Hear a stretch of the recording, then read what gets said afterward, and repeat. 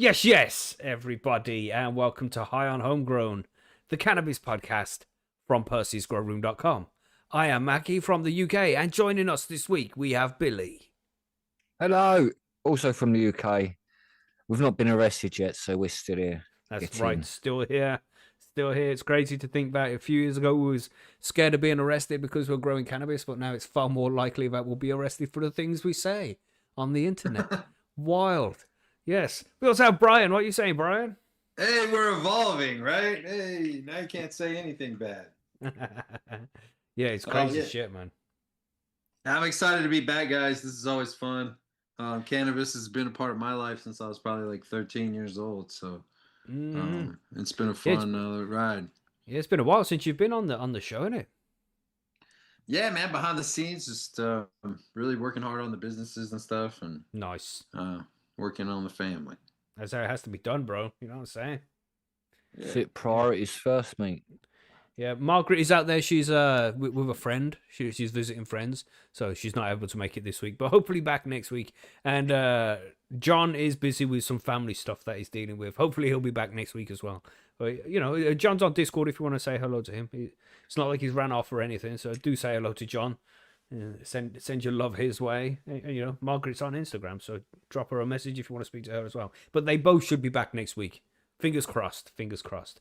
But for today, yeah, it's us three. And of course, special guest Brian, man. It's good to have you on the show. Hopefully we won't go on too many of those conspiracy tangents. We'll try not to, but you can never tell what's gonna happen.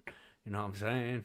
Yeah. Yeah, we'll do cannabis conspiracies. Yeah, we should do a show just on that one day. That would be fun. Yeah, that would be actually, yeah. Mm-hmm. JFK was smoking weed. You think so?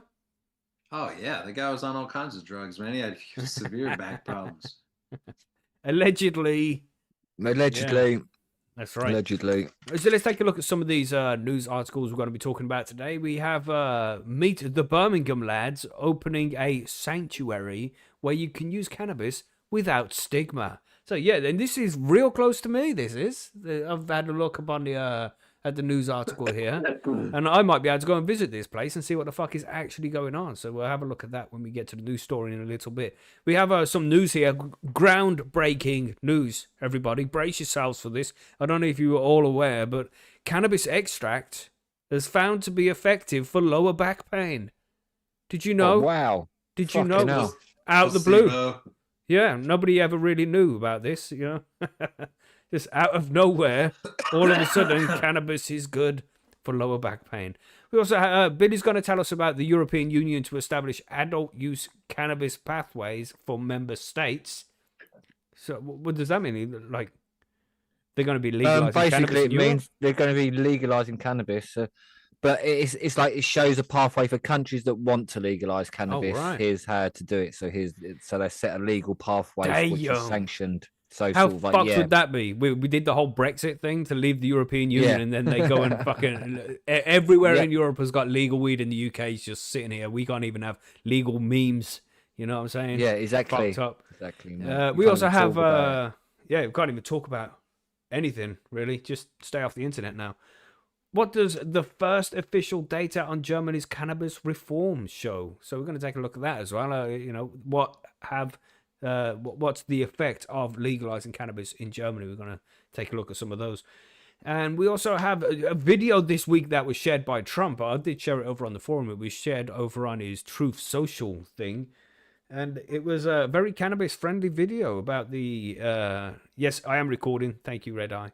About the endocannabinoid system. It was a cool video, and it's just shocking that he shared it. So we're going cannabis stocks surge after Trump endorses cannabidiol for senior healthcare.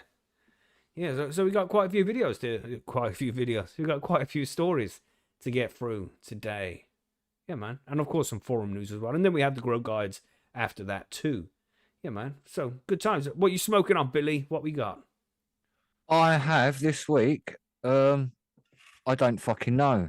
That's what it's called, because I don't fucking know. It's one of the ones that's lost the label in it, as I do. Yeah, that's what I do. Man, somebody messaged me. Plants where I know what they are, and the next one is just like lose the label. Somebody messaged me. I can't remember who messaged me. But that weed that I've been smoking for ages and be like, I don't know what it's called. I can't remember. The irony of this is fucking Forgotten Strawberries from Mephisto.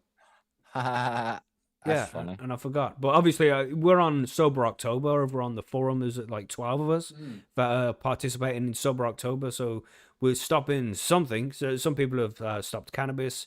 I myself have stopped cannabis, whiskey, and alcohol in general. But, you know, I like to enjoy whiskey. So no alcohol, no smoke. I'm not doing any sugar either. That's gone. And caffeine as well. I've stopped all these things, man. Damn, your It's been body's gonna be crazy. like, what do I do all day? That's what it's like. What the fuck is going on here, man? The first few days were crazy. This madness. bet.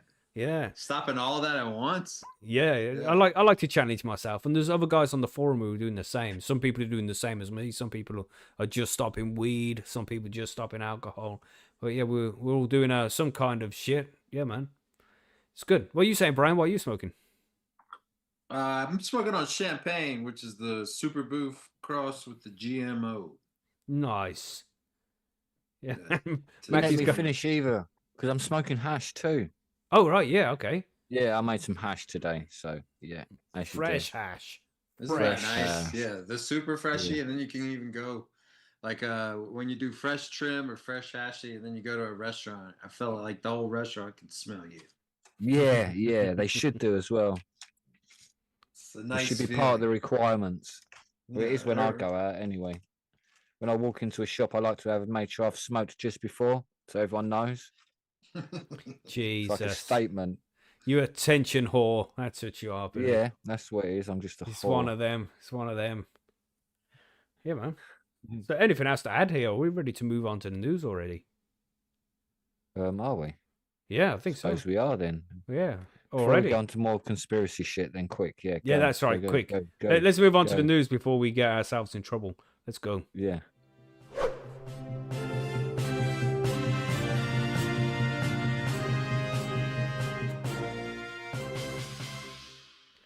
So I think first we should talk about these Birmingham lads, as they are called around my way. Birmingham.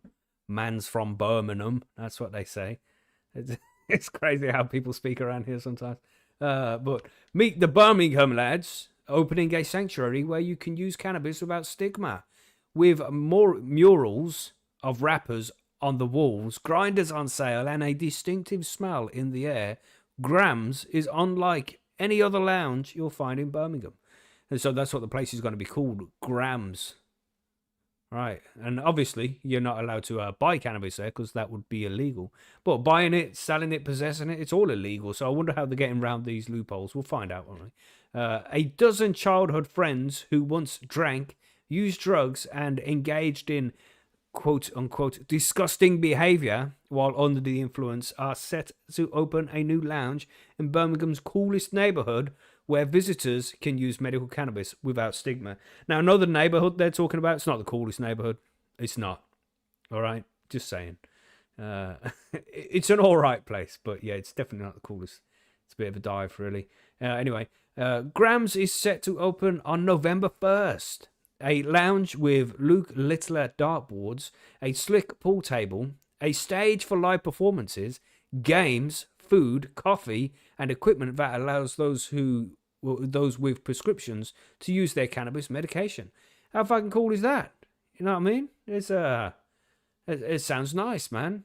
Yeah, it just sounds like a good lounge. Is it medical use only, I assume then? Yeah, well, I don't know about that, but it's a possibility. They're going to have to jump through some fucking loopholes, some hoops, aren't they?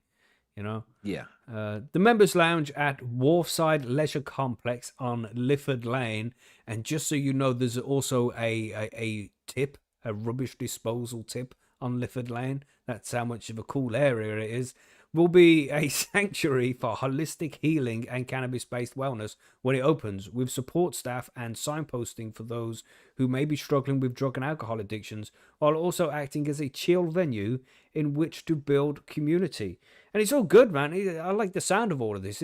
These are the steps we should be making. You know, we should be going forward in this direction. I'm just skeptical of whether these guys will stay open for very long. Will they get shut down? Will they get complaints from the neighbors? All this kind of stuff, man. But anyway, The membership is priced from £10 a month, and there will be no cannabis on sale. Cannabis is a controlled drug, and visitors will be screened for prescription prior to entry and must consume via vaping methods if they intend to medicate on the premises. So yeah, you were right there that people are going to have to show their medical receipt, you know what I'm saying, to make sure that they have bought the cannabis from the correct people. But as we say, if you are a legal prescription holder in the UK, they don't check the weed, so you can buy the tub, which is valid for a few months, got a date on it, and then just put your own homegrown in it. You know what I'm saying? Not encouraging that. This is not financial advice. Just saying. Combusting cannabis, such as smoking it, will not be permitted, so you're only going to be able to vape. With staff on hand for guidance, the venue has an extraction system to freshen the air and vaping equipment available for legal consumption of the medicine. That's very cool. They're probably going to have volcanoes and things there, you know, yeah, from that's stores and a bunch of volcanoes. Yeah, yeah, and people can use the bags. Is that in a good area of town where it is? Well, Birmingham is pretty much that there's no good area of town. But it's not bad. It's not and then bad. it goes slower, goes downstairs from there, mate. It's not that bad. It's not that bad. This particular place, it's okay. I mean, there's a trampoline park there for the kids, so it's really not that bad. But it's not He's good saying either. there's no crackheads. That's what he's saying. Yeah. There's just no crackheads yet. Yeah. There used to be a real nice music venue down there called the Roadhouse, which was nice. That was a good place. There's a bikers club down there, which is a nice place. So it's not terrible. It's a decent place for this kind of thing and stuff. Well, the town boarded up. Well, the whole area is pretty vibrant. It's got plenty of shops, really. Okay, that's all right. So they're in a vibrant. They're not like there's 4 shops there in 20, and they're one of them, like sort of thing. The Firetop agrees there. Look, it's not amazing, but it's kind of tucked away. Yeah, it's a good right. step. I think it's a Not decent too idea bad, to put this, because it's kind of out the way as well. So, you know, all the Karens won't be like, oh, smell the cannabis, because it's out the way. You know, it's near a canal as well. I was going to say, as long as it's in a reasonable district and that they've got sort of access to clean air, if you know what I mean. Yeah. Yeah, so it's not bad. Not bad. It's a decent area. We got here just to add this. The law on medical cannabis. Cannabis is controlled as a Class B drug under the Misuse of Drugs Act in 1971. That's 50 fucking years ago. Yeah, ridiculous.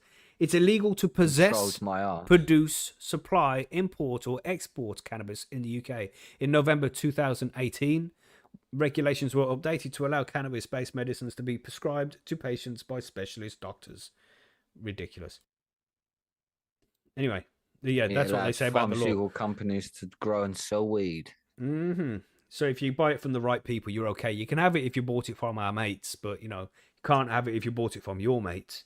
The 12 owners of Grams, so there's a whole 12 people who were put together to put this place together, which is cool. A former childhood. Sounds fair. Yeah, it's 12 grams. Not even half ounce, mate. 12 owners of Grams are formerly childhood friends who reconnected in their 30s through work. Childhood friends. That's right. Among them, friends. Among them, Jamie Green, 41. Bust-up wankers, I suppose, isn't it? Oh, maybe they are. Who knows? Yeah. I want to get them on the show and talk to them, so I will pop down there at some point and be like, "Yo, bro, you want to be on the show? Can we do a live show from here? That would be cool." Among them, Jamie Green, 41, who works at a mechanical electrical company. Big ad that's blocked out because I'm on a Brave browser. Shout out to Brave. He says, "Get in there. We all grew up together and we all had alcohol and cocaine addiction issues. It was what we did. It was a lifestyle. But now we're in recovery. We stopped drinking and sessioning and realized there wasn't anything to do. We couldn't go to the pub anymore, but we're probably banned from them all. But we didn't have any other hobbies because we'd always been out on the smash. It's all we ever did. Grams is for people like us who don't go to the pub anymore and who do use medical cannabis, where they won't get judged if they show up stinking of weed. Yeah, man, that's what people need. I've been self-medicating for ADHD since I was 13, and it's only now I'm old enough I realise that I've been self-medicating to quiet my 9,000 thoughts a second. It quietens it down for me. Then I've been taking opioids every day for a burst disc in my back, but found that medical cannabis stopped me needing to take 25 to 30 tablets a day. Because I don't know if you're aware, everybody, but cannabis is good for lower back pain. Just saying. Now I don't use opioids anymore. Nice. So this guy's completely stopped using the opioids and replaced that with cannabis. Chilbert says, anybody been? And nobody's been there yet, Chilbert. It opens on the 1st of November. And I will be heading down there probably before then, because I'm probably setting shit up now. So I can probably pop down there and be like, yo, bro, what are you saying? You want to be on my show? Like that. You know what I'm saying? Maybe. I'll see. Cannabis is a medicine. Everybody that uses it everybody that uses it is probably using it for medical reasons, to relax or to calm their head. Yeah, Amen. some more here. Co-owner Nick Josbury, 39, added, first and foremost, we are a harm reduction centre, which is always good to say. You know, that's what we got to throw those words in there, just like we say allegedly, just to cover your ass. The medical cannabis thing is part of that, but it's only for people with prescriptions. And it just makes me think, how on the side of the law, though, isn't it? Yeah. And they're just waiting for it to the laws to change, and then they can open it up a bit more wider to not. Yeah, I can understand where they're going with that. It's a good idea. Just sounds like a bunch of normal English lads, isn't it? Really? You grow up, so you have go on a beer, have some cocaine, try to fuck some women. That fails. You get older. You think, oh well, I'm gonna stop now. Yeah. And then all you're left with is smoking weed to deal with living in the UK, and there's nowhere to go. Like I said, you can't go nowhere. You're stigmatized. So they decided we might as well open up our own fucking place. So why not? This is what everyone should be doing, really. And it said it only took 12 of them to do it. So you just say, like, just get out there, man. You little groups, like locally, try and set one up, man. That can be done quickly. Yeah, man. So yeah, it's worth a try, isn't it? Absolutely. It says, we are creating a space for people whether they medicate or not. It just looks like this because it's our style. And the thing is as well, they say people with prescriptions, but I'm thinking, how many people in the area are actually have a prescription? That would be interesting to know. Like, how many people are going to be there often because they have prescriptions? Will people go out and get prescriptions just so they can be members of this club, which you always have to, was it £10 a month to be a member or something? Yeah. I'm not sure. It did mention somewhere. To get a prescription now is a lot easier and cheaper than what it was. So there you go. It's like it's worth setting up now just for what could come in the future to encourage people as well. People crawl out the woodwork a bit more, wouldn't they? You'd be surprised the amount of people that do have one. He's also saying here, possibly an area there'd be a few more people than less. Says he's referring to the decor featuring rappers and a Cheech and Chong style mural. I say that wrong all the time. Resembling Nintendo characters with the slogan Super Stone Bros, and even a chessboard with cannabis leaf pawns and a variety of bongs as the other game pieces. I'm going to go down there and kick everybody's ass at chess. You know what I'm saying? Another of the owners, Danny Strachan, 40, said, you can use cannabis, but it's not like some Amsterdam cafe. It's not legal to sell weed in England. It's nothing like that. It looks like one, but it's just medicinal cannabis where people can use their medication with a vaporizer. People have a skewed view of cannabis sometimes, and they might not understand what we're trying to achieve. People were assuming we were opening a shop where you'd smoke weed with people hang around outside, but it's not that. We're checking prescriptions. You have to sign up and to access the lounge with all your ID, not the digital ID because that isn't out yet, and paperwork, which we review every 3 months. It's regulated. Yes. Yeah, let's not go on that tangent. That means no spliffs or use of illegally obtained drugs, no controlled substances on sale, only prescription medication in an 18-plus facility with a strict locked door policy to non-members and children. The door is open, however, to discussion as they prepare for launch. Danny said, we've got an open door policy for anyone who with concerns, and we've been fully open to the neighbours, the police and local councillors. We're welcoming guys open to conversation, and we want to break down the stigma. Craig Gunnarovergaard, that's a long name. Gunnarovergaard, okay. Grunerovergaard, I think that's correct now. 37, explained how he had been in recovery from addiction. And that's his addition there. You see that, everybody? Look at that. Typo. not very professional, in recovery from addiction after not being able to remember most of his life. Crazy. Which reminds me, I watched Memento yesterday. That was a good movie. He's found empowerment and support from his new business partners while creating Grams. He said, Jamie and the lads have been talking about opening a place like this for years, but through work, we all came together. It feels like fate. We all started working together and facilitating us financially as well as everything else to make this happen. We built these walls, everything. We'd never do anything like this before, but it's a place we can come together to help people find a better way of living off the drink and drugs. Now the men are planning yoga, meditation, and more wellness activities, canal cleanups, a gym, as well as wild camping trips, walking and biking events, and support local groups and organizations for their community interest company.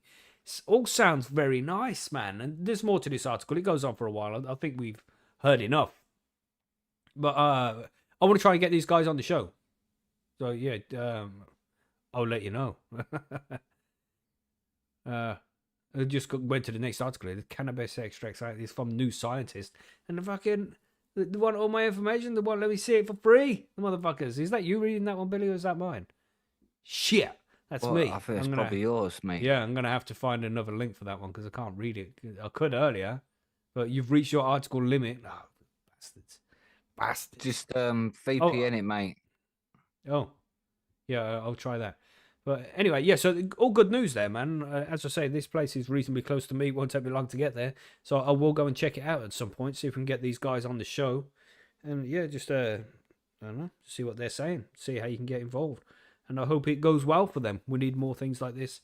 Well, all over the UK, really, not just in Birmingham. So fair play to them. Good luck. All right. What are we saying next, Billy? You want to talk about one of your ones? What are you going to do?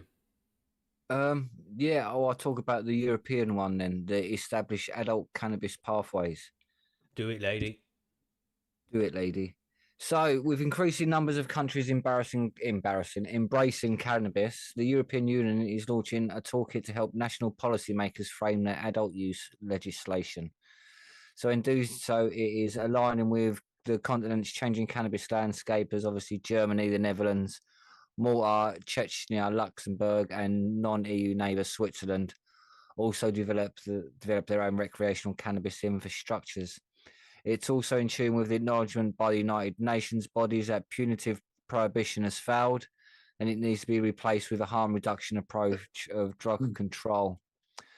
So, created by the European Union Drugs Agency, the EUDA, the toolkit is to be known as Cannapol. Oh, God. So, and it is designed to deliver an evidence-based approach to continental cannabis liberalisation. So, like the EUDA says, its creation the result of the changing public opinion and a focus on harm reduction approach to drug use, which obviously is the way we really need to go. But that's just terminology they stole off people like me and others who push this in as part of what we need, if you know what I mean. We come up with harm reduction approach to drugs use, which is like 20 years ago. Yeah, even longer, maybe. Like, well, I was like 25 years, so we're talking 25 years ago at least. Like, we come up with all this shit, and this is what the club in Durham, that's what they do. They're a harm reduction club. They're not just a cannabis club. They do harm reduction and help people. That's their model, if you know what I mean.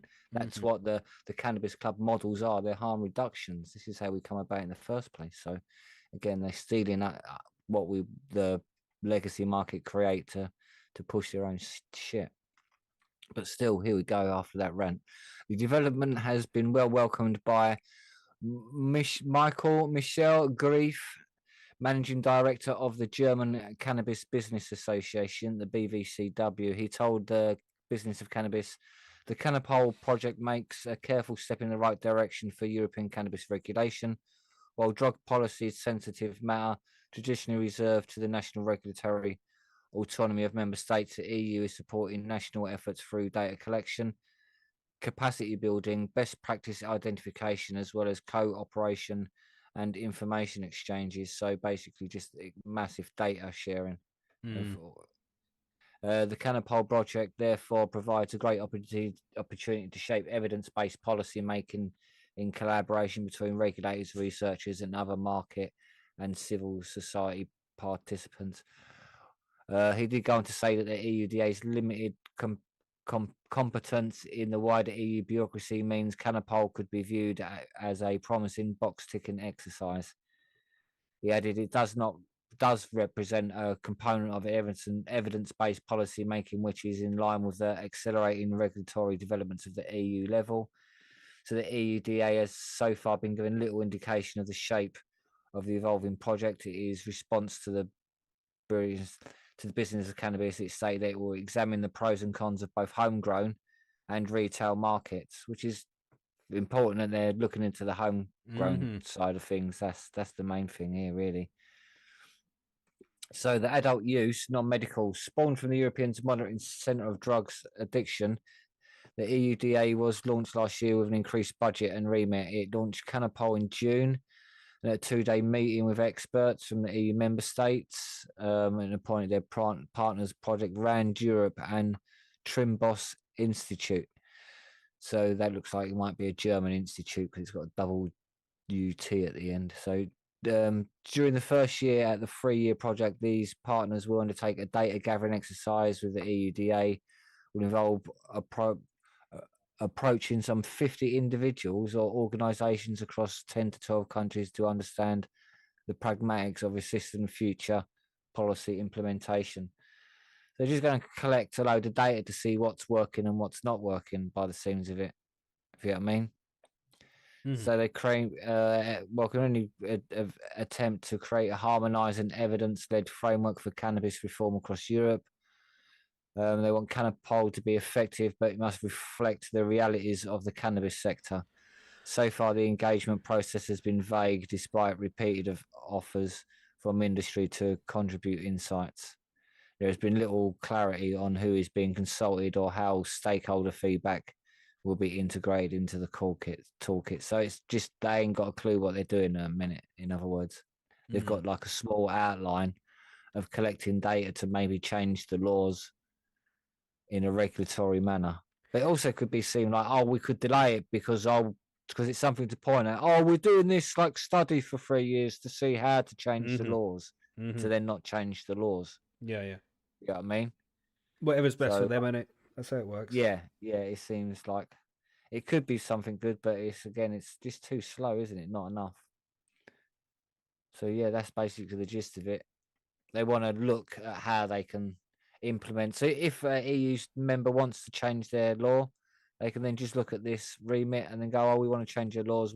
It's there, and they can then just overlap it onto their. Germany's the biggest economy in Europe now, isn't it? Yeah. So wouldn't they just take that one? They don't really need to study it, do they?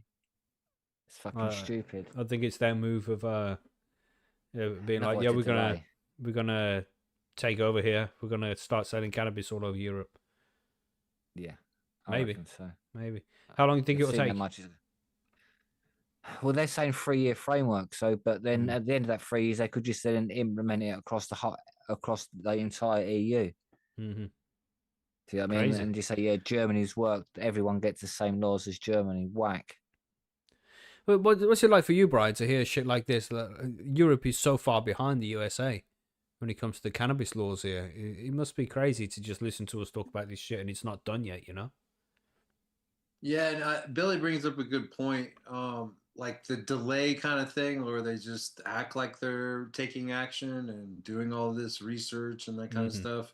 And then, like you said, 3 years, maybe 4 years take so that the new administration comes in and then they can make a decision on it. Yeah, it's been kicked down the can in almost all parts of the world. Piss do you guys think like, I guess this was in the earlier days, that the powers that be aren't even really that afraid of THC? Everybody's okay with everybody getting high. It's the other parts. They don't want people to know about the CBD aspects, the CBN aspect.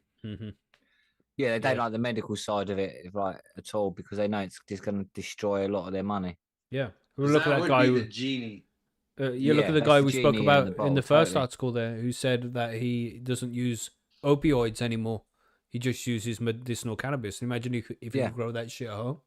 then there's no money going to big pharma whatsoever. And how many millions of people is that going to be? It's hefty profit, man. They make a shitload of profit of those kind of drugs, you know. If people are just growing their own medicine at home and it's not coming from the big pharma.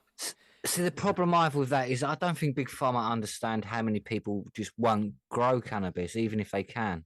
They just won't, because they won't be bothered to. They won't be able to, because they just won't be able to. But someone have the space. Just some will start and not really be able to do it properly. But people will grow a shitload and sell it on to their friends and stuff like that. It will be taken out of the pocket. Unless Big Pharma can bring it to a price where it's reasonable and people are happy to pay it, you know? Or they make a better quality product in the end and things like that and become an actual challenge to the market. Yeah, like so capitalism. They don't want the actual free market to take place. They need to be in control of it. Yeah, exactly. So that's the thing. It's them wanting a bit too much control over the actual market is the industry.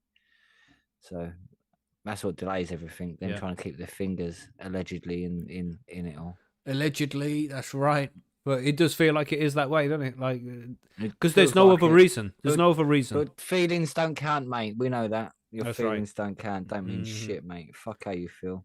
Yeah, that's right. You can't say that anymore, dude. They took that off the vernacular. Oh, really? Right. Billy, you need to keep up, bro. All right, sorry, mate.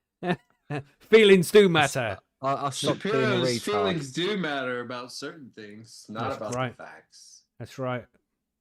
I feel like homegrown should be legal, so it is, because feelings make reality now. That's right. Okay, that's a good point, actually. Yeah. But anyway, should we talk about this video that Trump shared? Yeah, that looks interesting. Who's talking about that? That's Brian. Is Brian talking about that? The cannabis stocks surge. Brian. This is from Reuters. Cannabis stock surge after Trump endorses cannabidiol for senior healthcare. And I would imagine, I mean, if you're really looking through this, they see how many boomers are about to get like 60, 70, 80 years old, you know? So a shit ton of money now. Why don't we just legalize it? So shares of pot companies rose on Monday after U.S. President Donald Trump advocated the potential benefits from the use of cannabidiol in senior health care in a social media post. Trump had said last month his administration was looking to reclassify marijuana, which could also result in potentially easing criminal penalties around its use. Hemp-derived cannabidiol could revolutionize senior healthcare by helping reduce disease progression and was known as an alternative to prescription drugs, he said in a post on Truth Social on Sunday, which in fairness is pretty wild for a sitting president, especially to say that. Especially on the Republican side. I mean, I wonder how many of his base support cannabis. I would imagine behind closed doors they talk about all the money that could be made off of all the old people that are willing. Because it seems like the stigma's gone, or at least in certain parts of our country. Like in Denver, there is no more stigma with that. Like I don't think people. Yeah. So more of them read the stocks, didn't they? They're like, oh, let's have a look at the stock. What do the stocks say? The stocks say a big fucking yes. So that's there's U.S. listed shares of Canopy Growth. They gained 18.3%. Tilray Brands jumped 42%. Damn. Kronos Group added 15.5%, and Aurora Cannabis gained 25.4%. So some of the, especially that, what was that? Tilray Group? Tilray Brands. So if you had 10 million quid in Tilray, you've just gained like 4.2 million quid. Yeah, and imagine, I mean, we could talk about that another day, but there's so many people that usually know about these things before they actually happen. Yeah, exactly. Exactly. Yeah, man. There would be people posting the video. But the people are passing the laws, you know, allegedly. They could be like, oh, they're going to change cannabis law. We're actually going to reschedule this shit on Tuesday. Make sure on Monday you get your money in. Because once it happens, you're going to make a shitload of money. You know what I mean? The stocks are all going to go skyrocket. Allegedly. Let's see what stocks are being bought up around that name. You know what I mean? Allegedly. The Pelosi Watch Reddit. You know what I mean? Make sure you're on that, everybody, because you're bound to win. Allegedly, this is not financial advice. All right. Sorry, Brian. You were saying. No worries. The regulations Keep us around the out of trouble. commercial use of hemp and CBD were significantly eased through the enactment of the Agricultural Improvement Act during Trump's first term. However, marijuana remains listed as a Schedule One substance under the Controlled Substance Act, meaning it has a high potential for abuse. I would, guess that depends on who you are. And no current is accepted medical use. Wow. Former President Joe Biden had directed the Department of Health and Human Services to review marijuana's status, leading the agency to recommend moving it to Schedule 3, a category for drugs with moderate to low potential for dependence. Trump already hinted that they were planning to reclassify it. This doesn't mean it's legalizing the drug, but it does reduce some of the burden on the companies, said Daniela Hawthorne, senior market analyst at Capital.com. Makes me wonder if that's a Hawthorne for the cannabis group, because those people are evil as fuck, dude. All right. Allegedly, just throw that in So there. yeah, some of these other ones are kind of just more like brands. A bunch of stocks have gone up, and I don't see the video. So do you have that video? Oh no, we Macky, don't or- have the video. No, that's over on the okay. Truth Show. If we played it, we'll probably get a copyright strike, so we can't play it anyway. Gotcha. So this last little bit here, then the reclassification would remove the tax burden under Section 280E, which denies standard business deduction to cannabis companies. That's why so many of them go broke, to be honest.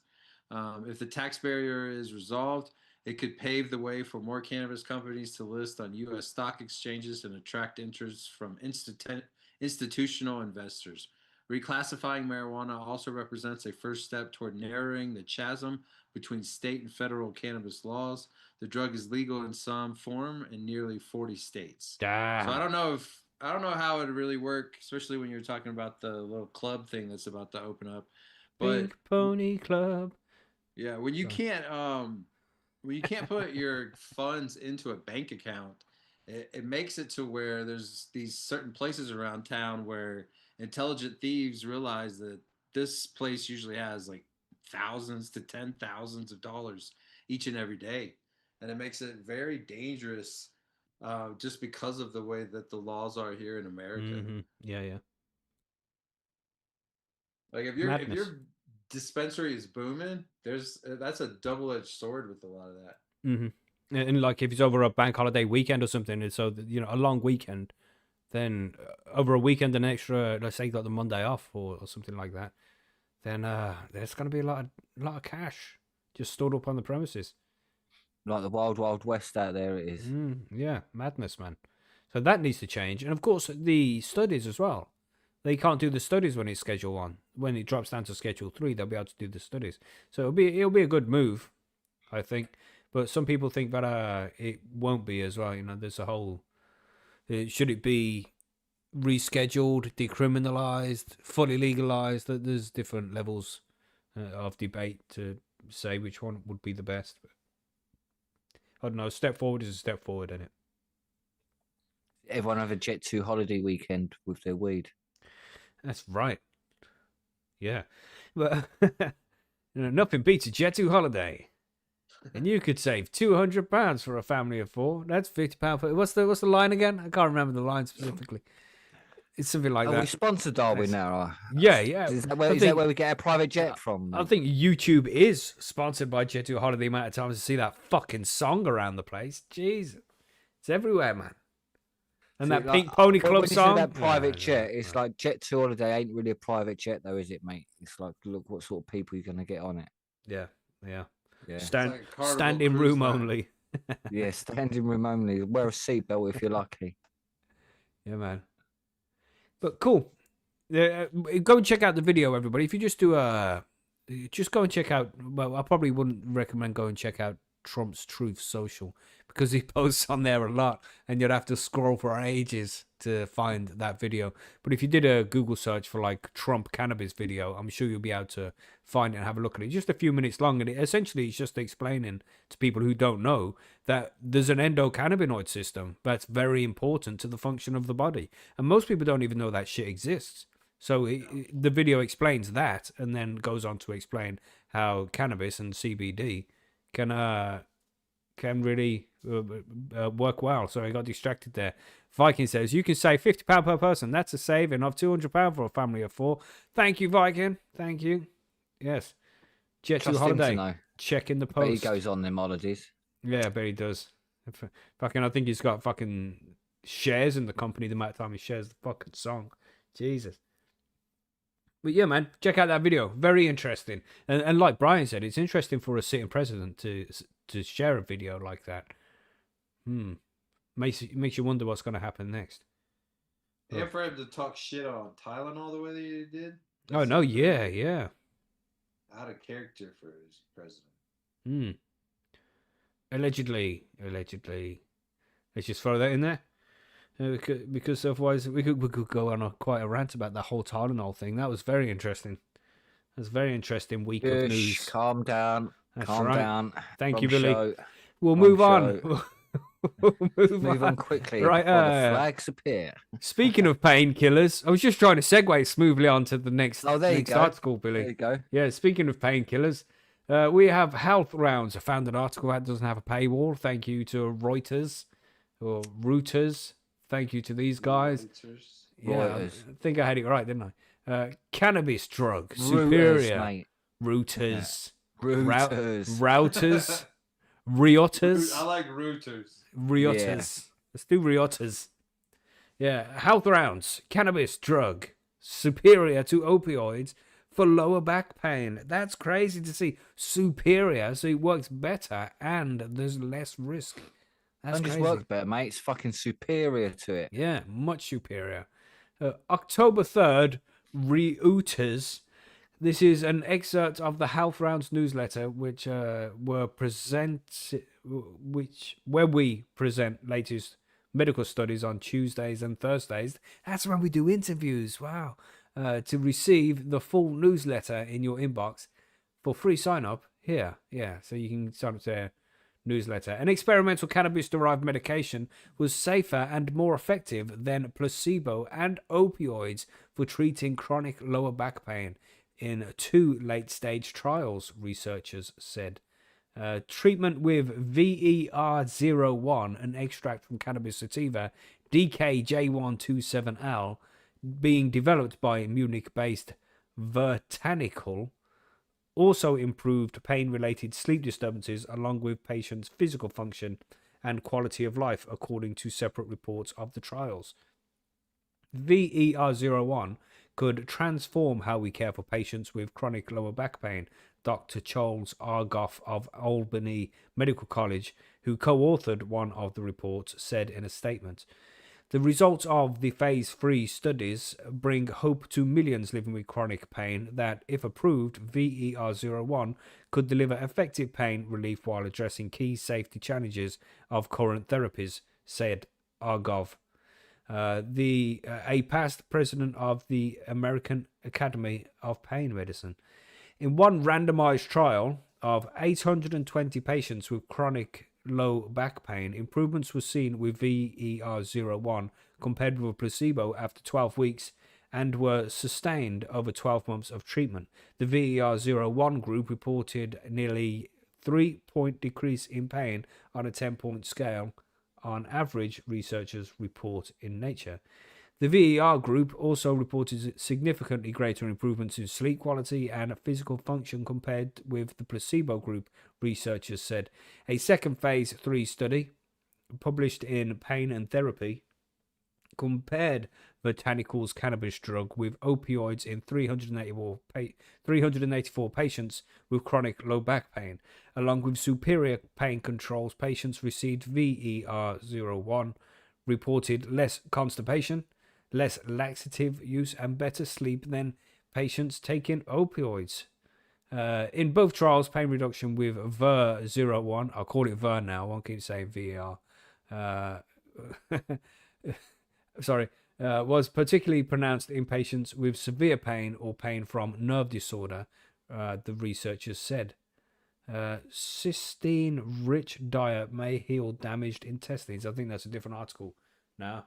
Just going on to a different one. Right? I think so. Because they're just talking about a different thing. No. Is this the same? Should I carry on reading here? What? No, because you're just talking about food. I think just keep quiet, mate. Yeah, gone. yeah, Yeah. It's gone. It's gone. Scone. Scone. Yeah. So, so as most of us already know, cannabis is good for pain relief. But to see actual studies being done and seeing actual results with, placebos involved, double-blind studies, and all that kind of shit, actual studies being done and proving it, then yeah, it's definitely a good step forward for It's for better than medicine in opium general. / smack. Yeah, opioids, man, and it's a lot less harmful than opioids as well because over time that shit damages your liver and your kidneys. You don't want to take that long term. Well, you're And if basically a farmer smackhead. well, sure, if you want to Basically, put yeah. it like that. Well, it is. That's I how I don't know. like to put it. It's true though. I don't know, man. The people need to take these medications, unfortunately, because Yeah, cannabis some isn't people do available to because them. cannabis is unavailable. Yeah, so it's like I don't blame them. I blame the doctors and the hmm and everyone around them for not advising them properly. Yeah, that's the thing. So, yeah, that's the problem. So we could The look system's fucked. in the future where We they could would lock be everyone, yeah. recommending cannabis first before they This is start where recommending hopefully the everything else. studies will come out. They see this and they'll be like, "Fuck, boy, I ain't being no smackhead no more. I can use cannabis, you But cunts."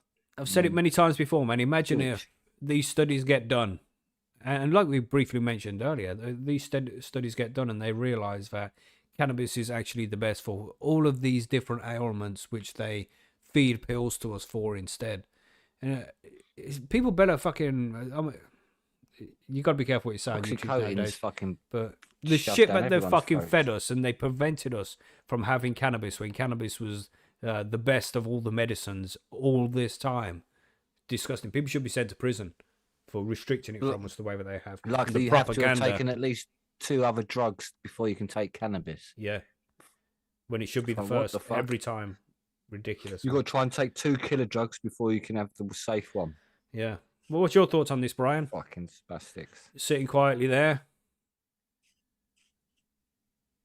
Yeah, Is Or is he on mute? He's on bong o'clock. He was dabbing.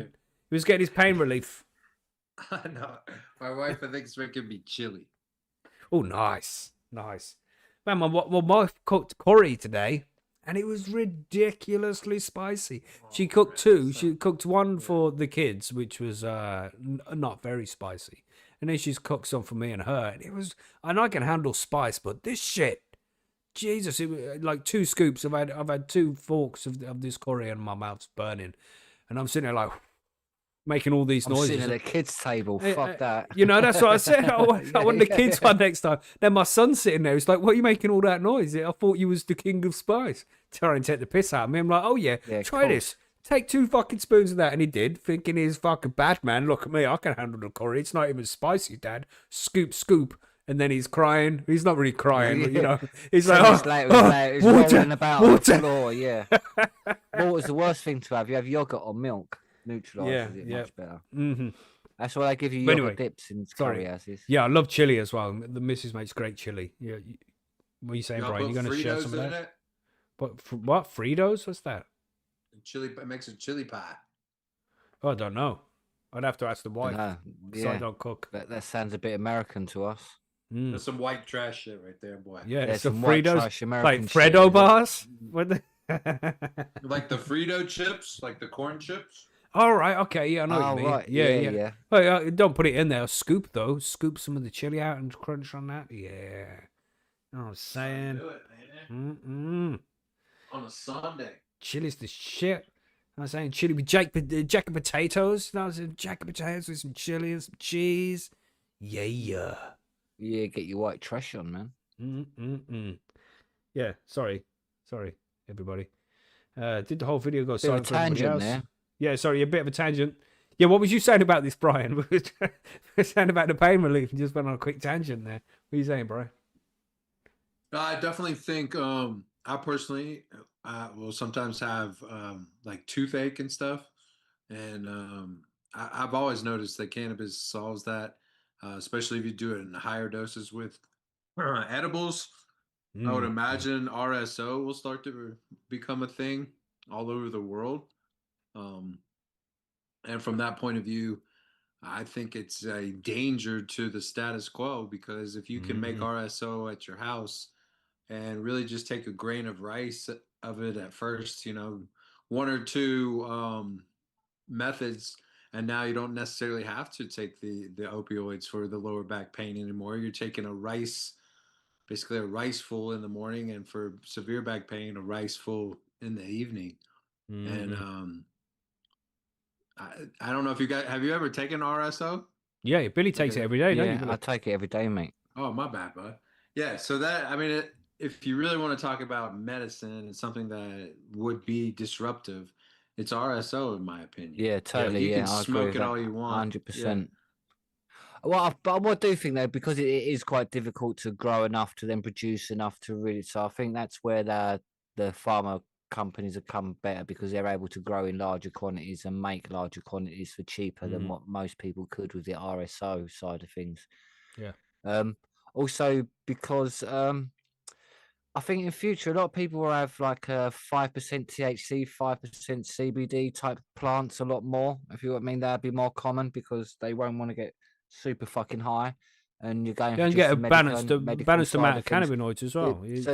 So you get a nice balance of things. So people then, so I think that side of things will come down. The CBD ratio will go up in a lot of stuff what's available for people to grow.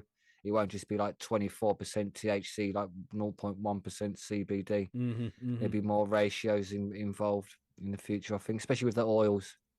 Yeah. Just because a lot of people are using it for other ailments, and the CBGNs and all of that are a bit more potent in the CBD side of things, plants, if you know what I mean. So that's where I think that's what a change there. There'd be more CBD balance. Even though the high THC stuff will still be there, I think just like the higher CBD mixture will come in, hopefully. Yeah, but just back It on the makes food common thing for a sense, second really.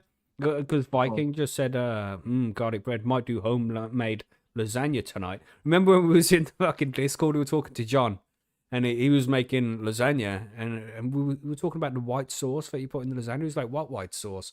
So he makes, you put white sauce in your lasagna there, Brian, right? No, that's red sauce, man. No, you got to put the white sauce in there too. You know what I'm saying? I In don't think we between the do that in sheets. America. Yeah, that's crazy. That was crazy. But John was he doesn't put the white sauce in there, and he didn't even know what we're What talking sort about. of white sauce does he put in? Yeah, that's a good question, Billy. That's a good question. Uh, But yeah, it was funny. We were ripping on him in the Discord for a while. It was hilarious. But yeah, make sure you put that white sauce in. Yeah. Anyway, random tangent again about food. I'm not even hungry. I'm just Brian triggered me there with his fucking chili. You know what I'm saying? I got the kidney beans in there. Good shit. Anyway, one more news article. Let's get this done before we carry on talking about munches. What are we saying? What's going on in Germany then with this data? What's this, Billy? oh yeah, that's me. Hang on, I better click on that shit there. Then we get all professional and shit. There you go. That's right. So basically, Germany's booming cannabis market, which Prohibition Partners now estimates to be worth around 670 million already. Fucking hell, it's grown quick, isn't it? It's entering an uncertain and potentially treacherous territory. Dun dun dun. So, as a landmark Kanji Act approaches its second year, wow, we're coming up to the second year already. That's quick, isn't it? Really, it has become a highly charged and increasingly diverse issue, politically, culturally, and medically. So, the recent ousting of the Traffic Light Coalition, they were responsible for creating and pushing through the partial cannabis legislation. The new Christian Democrats, the CDU-led coalition, has ramped up its anti-cannabis rhetorics and has consistently and publicly threatened to restrict or even roll back the changes brought about over the last 18 months. Yay! That's pretty much what Progression. happened in Was Thailand, it right? Thailand? The wasn't it? Christian Yeah. guys got in and started to try and shut down the cannabis market over there. Yeah, because they're dumb. It's like, well, do they not read the Bible properly then? Do they not know what cannabosum is? I think they need to be reminded of that. Kino That's where Bossum. I'd go. Yeah. Yeah. So there you go. So this week, the first interim report on the impact of the reforms have been published, marking the first string of upcoming events which could define the future of the industry. The findings of EchoCan report have already caused a stir among commentators in both aisles of both sides of the aisle. Sorry, with some suggesting it points to a wholesome failure to meet its intended goal of protecting consumers and reducing the illicit market. The other suggesting it shows positive progress at such an early stage. So as again, like people not agreeing. So with the preliminary report due to be debated in the Bundestag, fireworks from all sides are anticipated, though the smoke and heated rhetoric, no pun intended there. However, the CD will be listening closely. To date, it has spoken of tough measures to crack down on the market, but has also held off on implementing any such measures until the results of the evaluation are clear. And as such, this is a critical marker of what's to come. So basically, they're going to have a big argument and then reshape everything. So the Eco Clan, which is the evaluation, there's some Come on, Billy, do it. cannabis big guest thirsties, which is a consumption of cannabis. I had a fucking good try though, didn't I? Let me have a go. Consum cannabis Jess sets. No, impossible. That's the longest word I've ever seen. What's that? 3, 6, 9, 12, 15, 18, 21, 22 letters in that motherfucking word. Fucking hell, that's a long Scrabble word. What the and a German word as well. So you expect me to read out a 22-letter German word perfectly? Fuck off. Brian, before we go on, Brian, have a go at that. Have a go at this word. He might not be up on his screen. Yeah, it's not up on his screen. Yeah, I can't see that. Okay. We'll let you off. Good Brian's excuse. probably got more German in him than us because, like, a lot of America's like a big percent of German blood in American. Yeah, it doesn't mean to be able to say this. Allegedly. Oh, allegedly. You know. Right, let's go. Let's carry on. So basically, that mandated assessment came into force on April the 1st. No falls there on the 2024. So led by the University Centre of Hamburg-Eppendorf in cooperation with a consortium of research institutes, the evaluation was commissioned by the Federal Ministry of Health and runs from January 2025 until April 2028. What? See, 3 years again. They like their 3-year periods, don't they, these European fucks? With additional reports examining the effects in more detail due to be published in 2026 and 2028.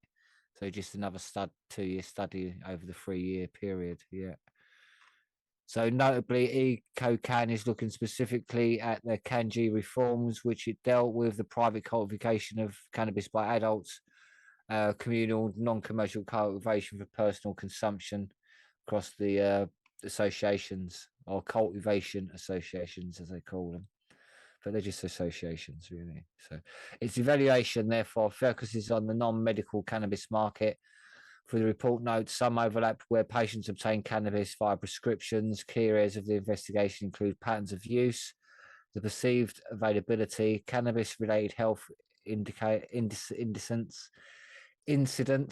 youth welfare cases, cannabis-related crime, as well as overall market size, price levels, and potency trends.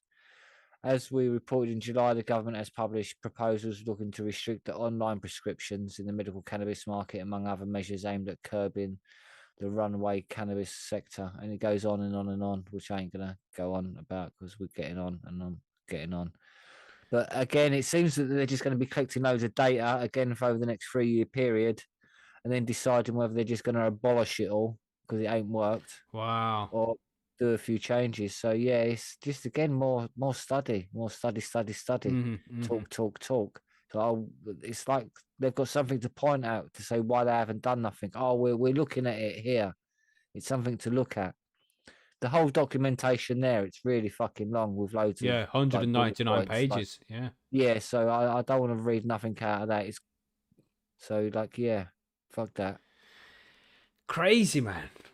But I don't think they'll push it back, but you never know what they're going to do. I mean, because to us, it's obvious why it should be legalized, but if it doesn't benefit the government in any way, then they won't let you have it. That's what seems to be happening. But it does seem that the change of government in Germany is going to force some sort of change in the cannabis laws, be it good or bad, we don't know yet. And obviously being more Christian-led, it's not positive.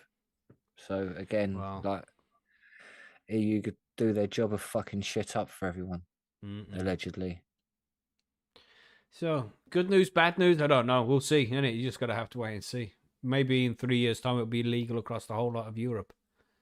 Maybe it Yeah, won't be. the data has show that everything went brilliantly and swimmingly. I think when the USA finally does legalize federally, I think that'll be a big step to other countries doing the same thing. Because it's part of that UN treaty anyway. Countries are not allowed to legalize for recreational use or some bullshit. No, they've changed that now because it's that's what I'm saying. The UN Charter changed and it's going towards harm reduction rather than punishment. Mm-hmm. So Cool. we're therefore the changes of the law because the UN have sanctioned that you can change the laws now because it's a bit more people friendly. It wins us votes for some reason. What earns them money and wins them votes keeps them in power, doesn't it? So anything that keeps them in power and money, they like. Allegedly, of course, allegedly. Don't want to be waking up swing from any Clinton trees, allegedly, right. And all that. Yeah, speculation. That's all, Billy. That's all. So yeah, there we go. That's the news we have for this week. And just like I say every week, if you guys see any news stories you want us to cover on the next show, then let us know. Drop it in the post over at Percy's or in the Discord server. Link in the description and all that. But for the forum news, we have Free Nugs was made member of the month this month. So I just want to give a quick shout out to Free Nugs for all the hard work he's doing over at the forum. We appreciate you, bro. He's in the chat there.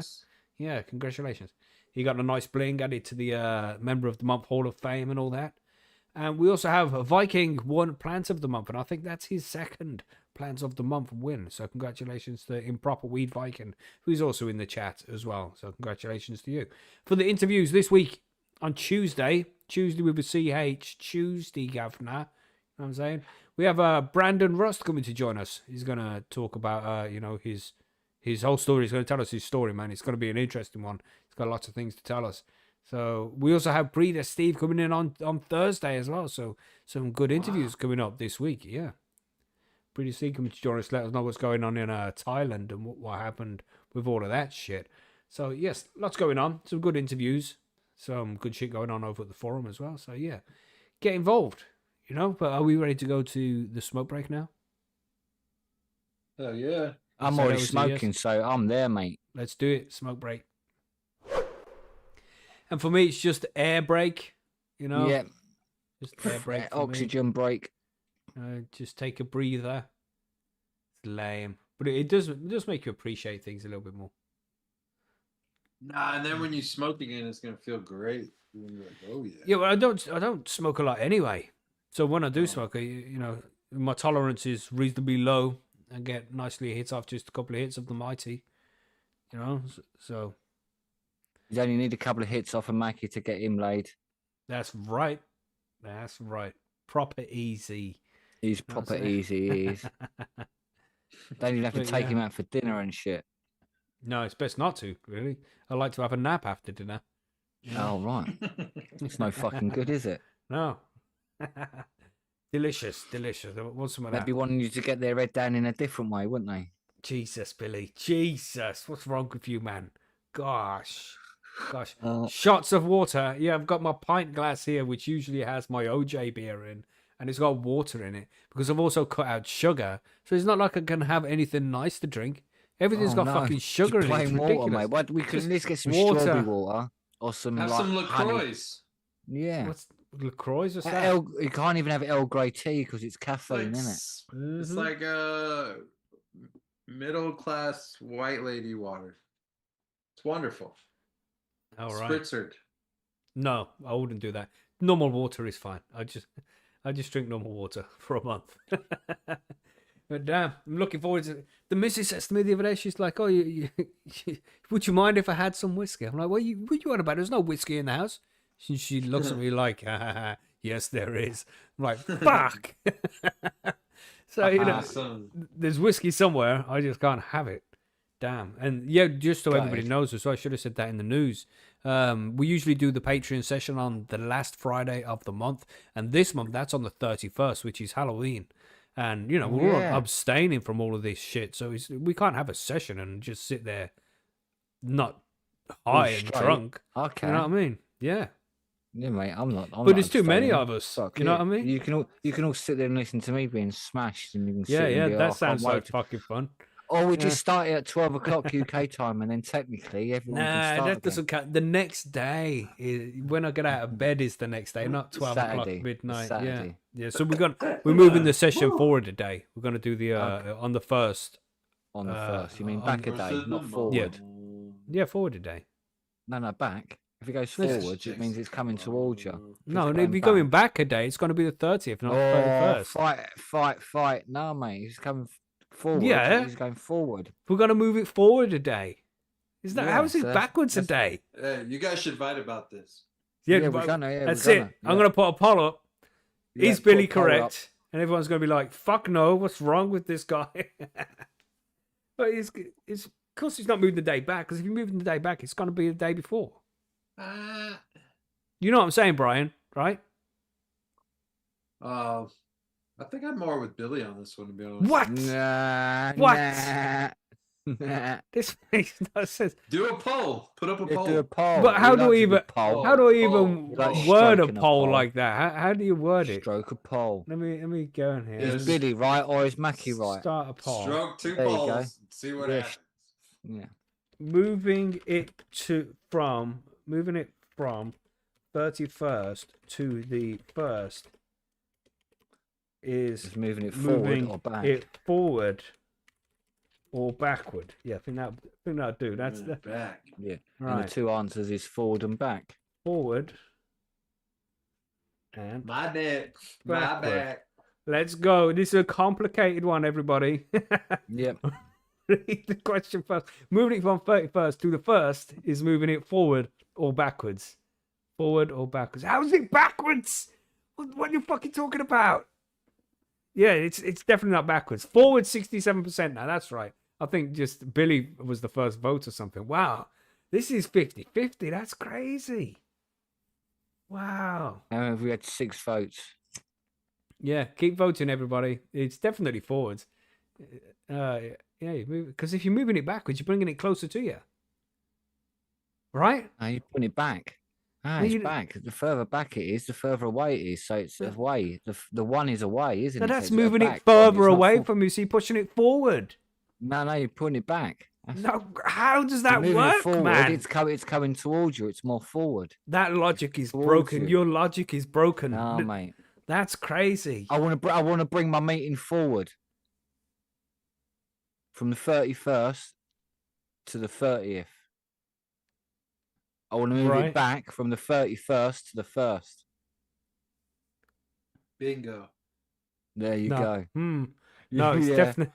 Yeah, no, that's my answer in court, mate. There you go. No, it's definitely moving it forward. We're going to move it forward. Yeah, it just makes no sense. When you move something backwards, you're bringing it closer to you. And when you move something forward, you're going to push it further away from you. No, you're not moving it back. Wow. If you're moving it back, it's backwards. It's, You just started it's- getting back it's- on drugs, it's- Macky. the thing is, the thing you're talking about is moving backwards. So that is getting further away from you because it is moving backwards. You're staying stationary, but it is moved backwards. So it is now No, further away from the you. thing If we're it talking moved about is for- moving if it moved forward. Yeah, so the thing you're talking about moved forward. So, okay, Billy. It's closer to Tomorrow, you, which is the right? 30th. Tomorrow, is that forward for you or is it backwards? That's tomorrow. Yes, and that's forwards, That's right? That's forwards, yeah. So what are you even talking about, bro? Yeah, so tomorrow is the So big is first. yesterday It's the first. backwards or forwards for you? I don't know. So the day gone past is behind you, is backwards. Yesterday is backwards. Tomorrow is forwards. Same with the dates here. It's gone from being the 31st to being the 1st. So the date's been moved forward. But that's like today's yesterday, tomorrow. No, you're all fucked up, man. You Yeah, need help, yeah, Billy. we're all on You know, drugs, yeah. This is, We're all on but it's drugs. crazy. In the chat, we're pretty Yeah. much 50-50 here. Oh, 53 God, we to are, aren't we? 47. Look, And 19 that's votes, crazy. yeah. That's crazy. Yeah, yeah. This is Wow. quite close. It's the Have we never purple versus established this gold before? dress. Yeah. Yeah. Have we never established this before? Is it purple No, or is it yeah, gold? that's Yeah. crazy. I didn't Is even think is this the was a end problem. Purple or blue? It depends how long Yeah. you hold it for. Yeah, even Vikings said, you know what Vikings like? Is It says you backwards people are backwards. That's right, because it's not Yeah. backwards. You're moving the date forward. You're moving it forward. Wow. Wow. Anyway, I'm outnumbered on the panel, but in the chat, we are winning, everybody. Winning by one Winning- vote, maybe. Winning by 10% now. That's 2 votes, Billy. That's probably With 2 votes. 20 then, votes. That's 2 Oh, yeah. votes. 2 votes. 5% Sorry. apiece. Sorry for That's not getting right. my maths correctly there. That's right. I But bet you you juggle Rubik's not getting your cubes fucking. and solve them, didn't you? One You of them can't get your people. maths right. You can't get basic fucking date language correct. Jesus, Billy. Fucking, that's what you get for employing Oh. a retard on Jet 2 holidays, mate. Sometimes I question your commitment to sparkle motion. Jesus. Anybody know what movie that is from? Who can do it? Who knows what movie that's from? Sometimes I question your commitment to sparkle motion. Do you know what it is, Billy? Nope. Oh. Come on. Somebody's got to have it in the chat. Somebody's got to have it. Yeah, they win a prize of being the person that knows it. Yeah, of being correct. Yeah. Exactly. Being But first. good movie. Good movie. Yeah. No, Cookie UK Grow don't movie? have it. Sorry? Is it a UK movie? Oh, or- Will No, Ferrell. no. No. Smee's going for a feral. Is it No, a feral quote? Not Will Ferrell. Not Will Oh, Ferrell. okay. No, not a UK movie. Gutted. Oh, there's a hint. There's a hint. It's not a UK movie. That's right. It could be one of them Korean ones. Is that what you're saying? I watched that Alice in Borderland this week with the missus. New series of that. It was good. It's decent. Is it from one of them Korean zombie movies? There's No. lots of them. No. They've been obsessed with them over the last few years. It's one of them movies that nobody can ever understand. Like I said, Korean zombie movies. Very true. I use specific dates, then you don't forbid 10 minutes on a redundant point and have less confusion. Good idea there, Chain Gangsters. But we're moving it forward to the 1st instead of the 31st. Should it just say moving it from the 31st to the 1st? And then there's no confusion? from. Yeah, Yeah. there's no Mhm. forward and backwards, and then just use That's the word right. from. That's right. To and from. Weird. I've never even considered that something like that would be up for debate. Yeah, well, I it would've- was obviously. So that's what you have to do now, everybody. You have to go and ask your friends. You're putting it back. How are you putting Chilbert? No, Chilbert. No, Chilbert. See, told you. Maybe depends on what area you're from. Yeah, Just you're me either and in a Chilbert place can- which doesn't have good fucking education, or Yeah, exactly. That's what I mean. back forwards in time. What the fucking Chilbert? What does that even mean? That's an oxymoron. You put it back forwards in time. Does that mean you've left it in the same place? Maybe we Bro. should ask the people who invented. What is it? What's his name? Doc Martin Gosh, Doc from Martin. fucking Doc Martin with the white hair. It's not Doc Martin. With, That's with a DeLorean. what's Doc his name? It's Martin. not Doc Martin, is it? Is it? No, No. what's his name then? I I can't know who you remember. mean. Yeah, Yeah. you've got to think fourth dimensionally. Doc Martin, wasn't he a vet? No, Doc Brown. There we go. Thank you, Cornerstone. Dr. Brown, that's Very it. nice. Well done. Dr. Brown. Well done. Example: can we put back this afternoon's meeting until tomorrow? No, Chilbert. That is just giving an example of wrong, bro. Can we move the? No, but it can we sounds move right this to me, though. afternoon? Can we move this afternoon's meeting forward until tomorrow? No, Oh. that sounds wrong. We can't move it forward. No, but that If you sounds move it correct. forward, That it's sounds to so now. wrong. It does, You doesn't it? confuse half the people, just like Wow. the poll. Half of them do Wow, That's that. it, this Back is to the Future. wild. This is wild. This is crazy. Damn. Yeah, but what was that? The Sparkle Motion one was from Donnie Darko. Everybody, just in case Oh, you right. still wondering. Yeah. sort of a movie everyone see like 20 years ago. We're all going to remember that being stoners, isn't we? Well, if Fuck you've it. seen it 20 years ago, you need to watch it again because that's an epic movie, and you should watch it every 5 Yeah, years. but or it'd be, something. it'd be one of them ones you watch again and it's shit though, isn't it? Yeah, look at that. Can we move this afternoon's meeting forward to this morning? No, the backwards because you're making it earlier. They're just, gosh, man. Nah, gosh. see, he knows. Gosh. Chilbert knows the score. Gosh, 1-0 well, to us. no, it isn't though, because overall, 22 votes. We got 59% say forward and 41% say backwards. Yeah, but So that just tells me 59% of our 20%. audience are retarded. Sure, Billy. Sure. Whatever you feel. I'm going to end the poll there while it's ahead. There we go. It's done. Yeah, oh, look at that. No cheating here. No That was cheating. an No bias MSNBC here. poll. It's favouring me. Mackie'd make a good politician there, wouldn't he? He'd be That's fucking right. running. That's He's been right. sent a brown envelope. That's what it Mhm. was. Brown envelope just landed at his door. I just think that is crazy how something like that. We just figured out one of those white and gold dresses, like Brian said there. Like, how do you say this particular term? If I was gonna, It's a grammar thing. He taught primary school for 13 years. That's the teacher telling you it's correct. bro, No. bro. Whoa, have that. Whoa. The Doesn't teacher mean said I was correct. he taught First primary time school. He's ever. teaching kids how to use a paintbrush, not how to say things correctly. You know what I'm saying, Shelburne? Yeah. No, I'm saying- no offense. I teach backwards and forwards and even sideways if necessary. That's it. It's like each year you probably change your mind, and I'm on the year in between Billy's. We're alternating years. Sometimes it's backwards, sometimes it's forwards, but I reckon no, we moved it forward today.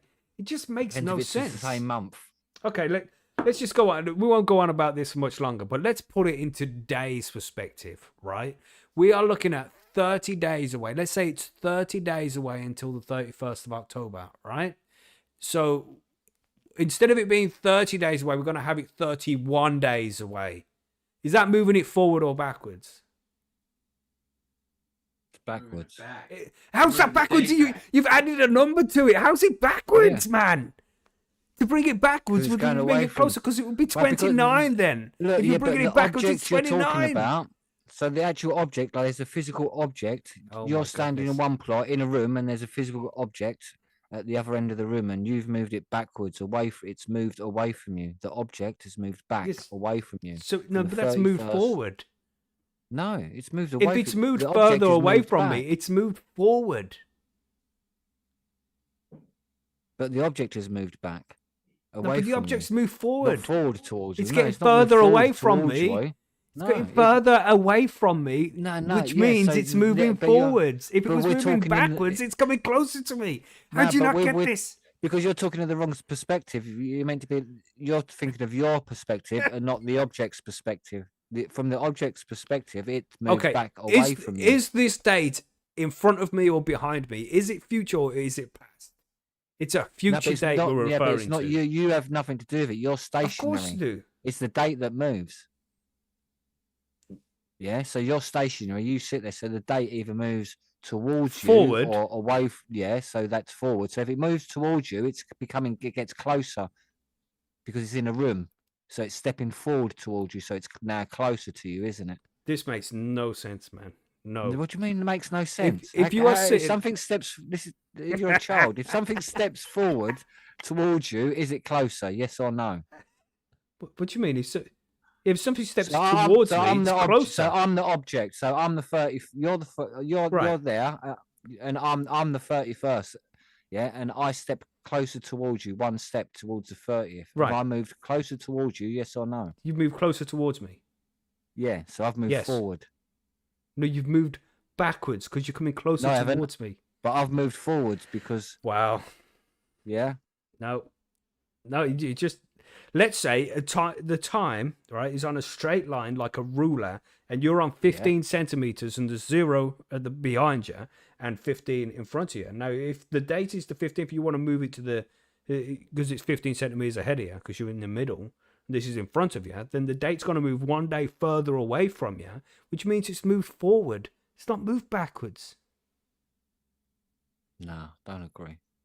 Well, just gonna have to agree to Anyway, disagree there, Billy. I wouldn't know what 15 looks like on a ruler, mate. But you think 15 looks like on a ruler? What? Yeah.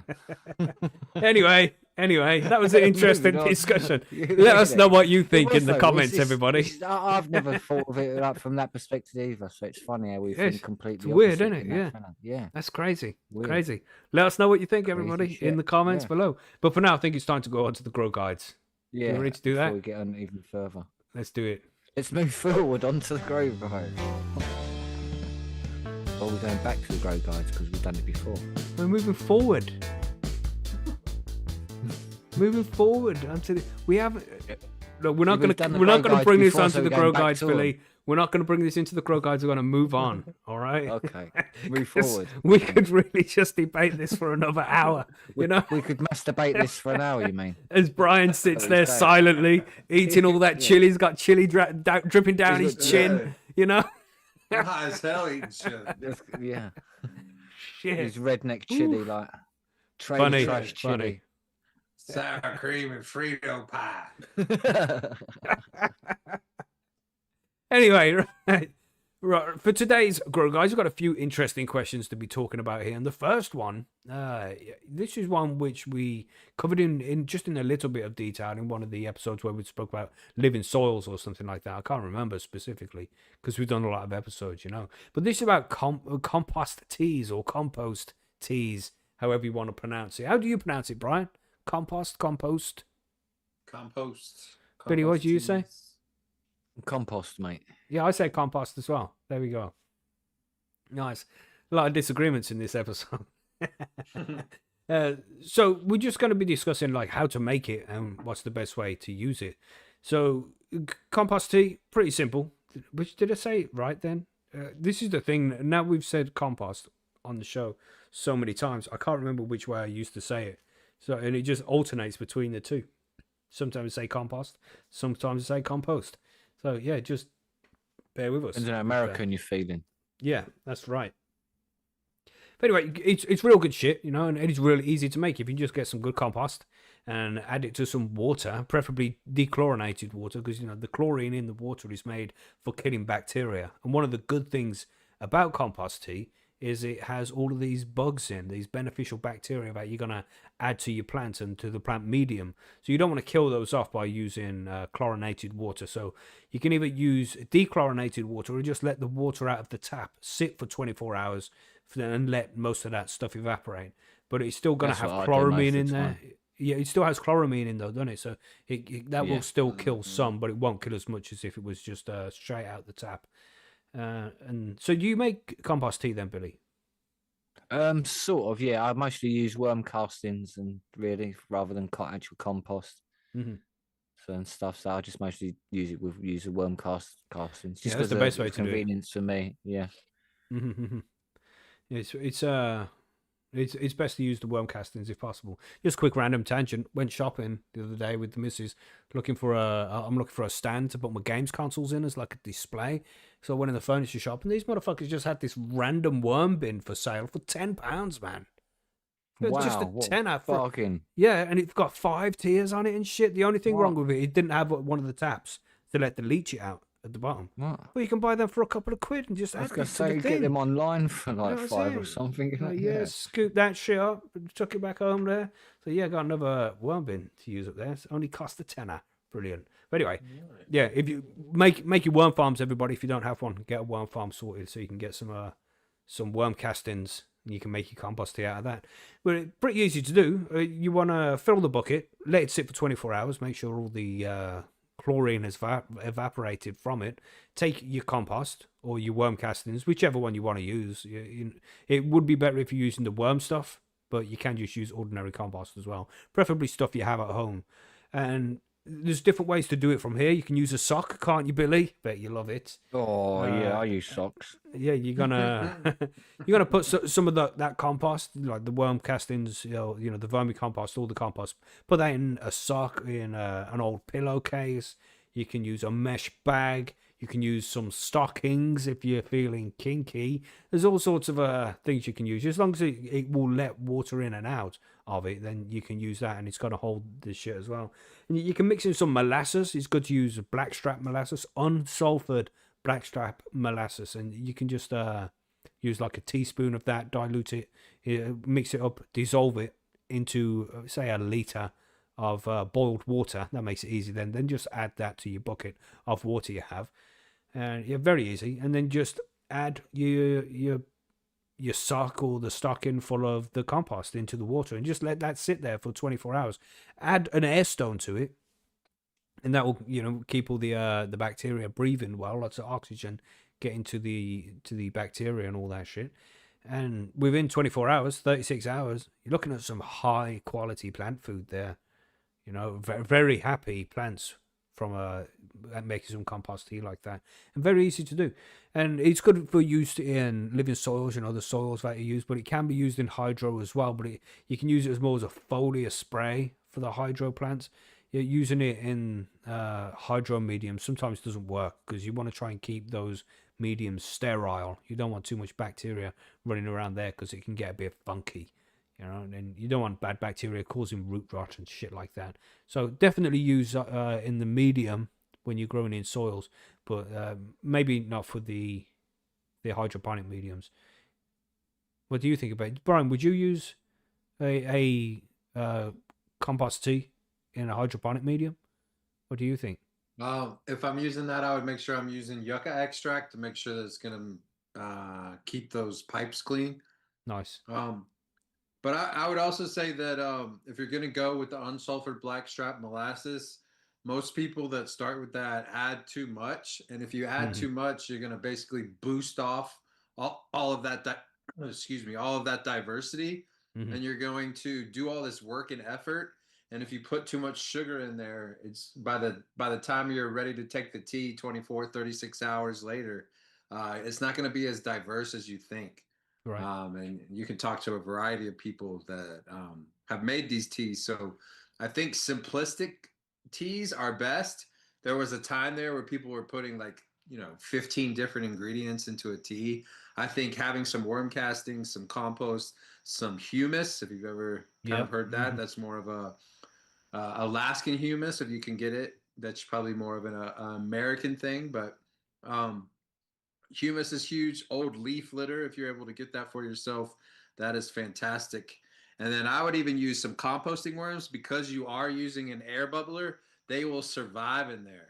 There's enough oxygen in there as well. So you could throw some red wigglers in there and let them kind of do their thing while it's bubbling out.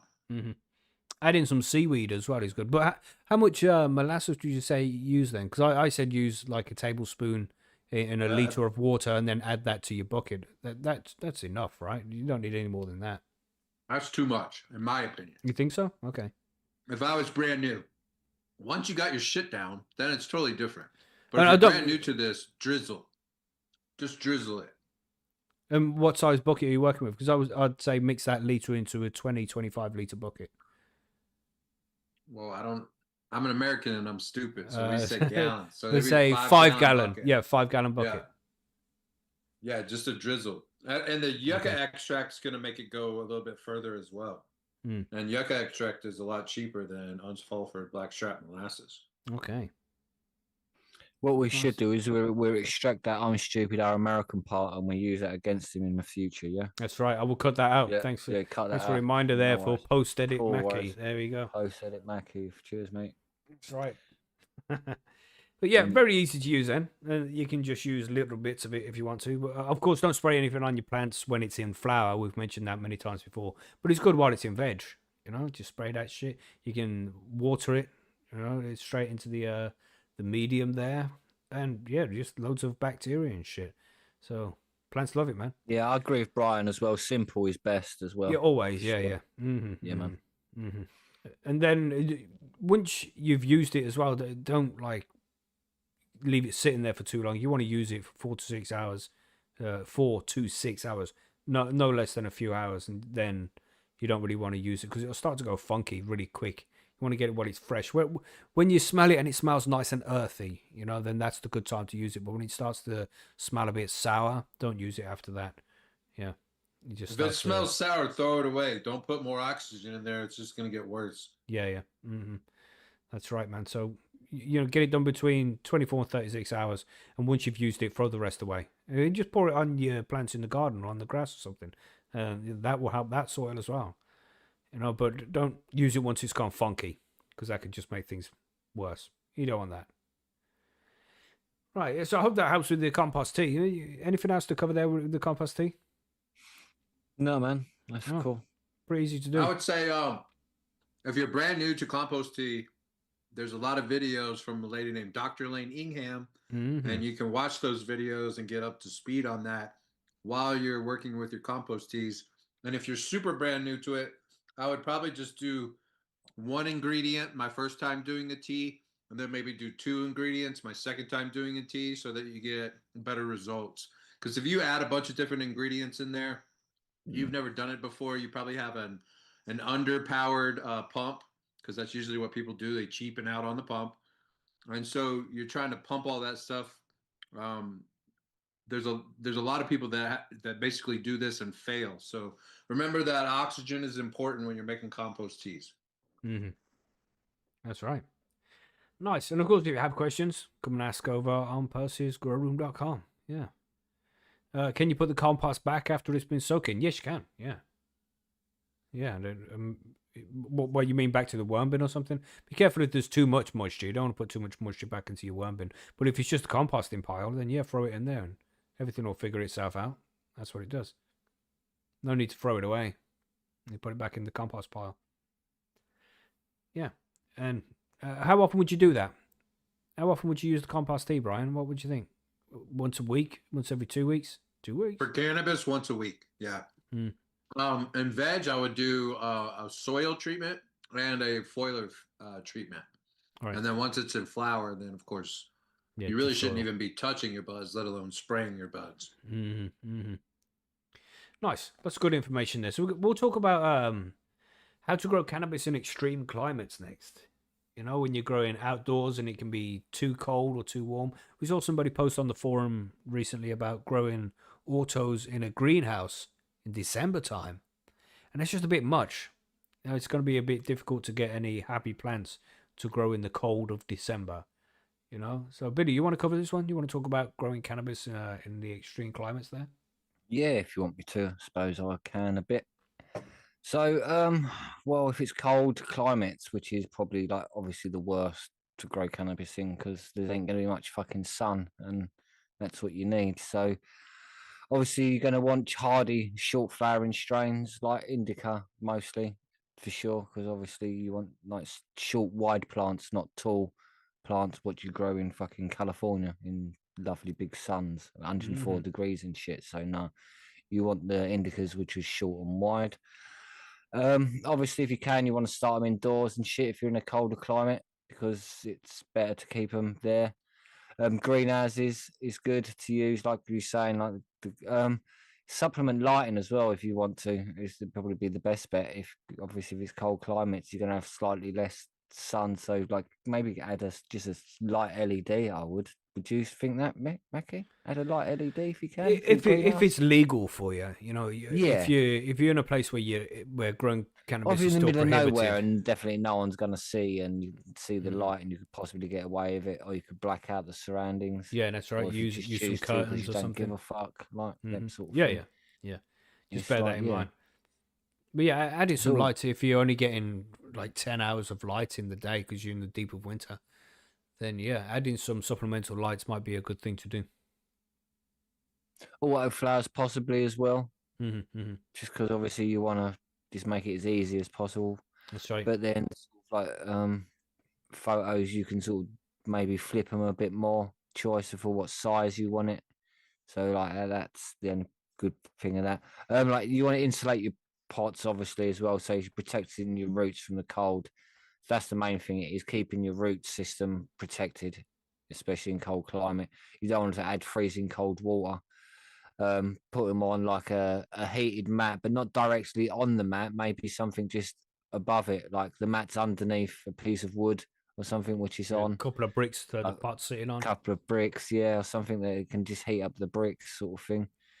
So that's really what you want. So it's difficult, isn't it, with cold climates? Yeah. Because You just want to try and get that shit done before the Yeah. frost kicks in.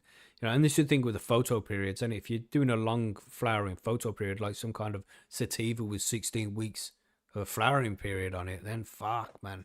That's going to be heading innit, right yeah. into the cold days. And this is why it's good to just do an auto. If the coldness kicks in before October time, then yeah, probably autos throughout summer would be a better option.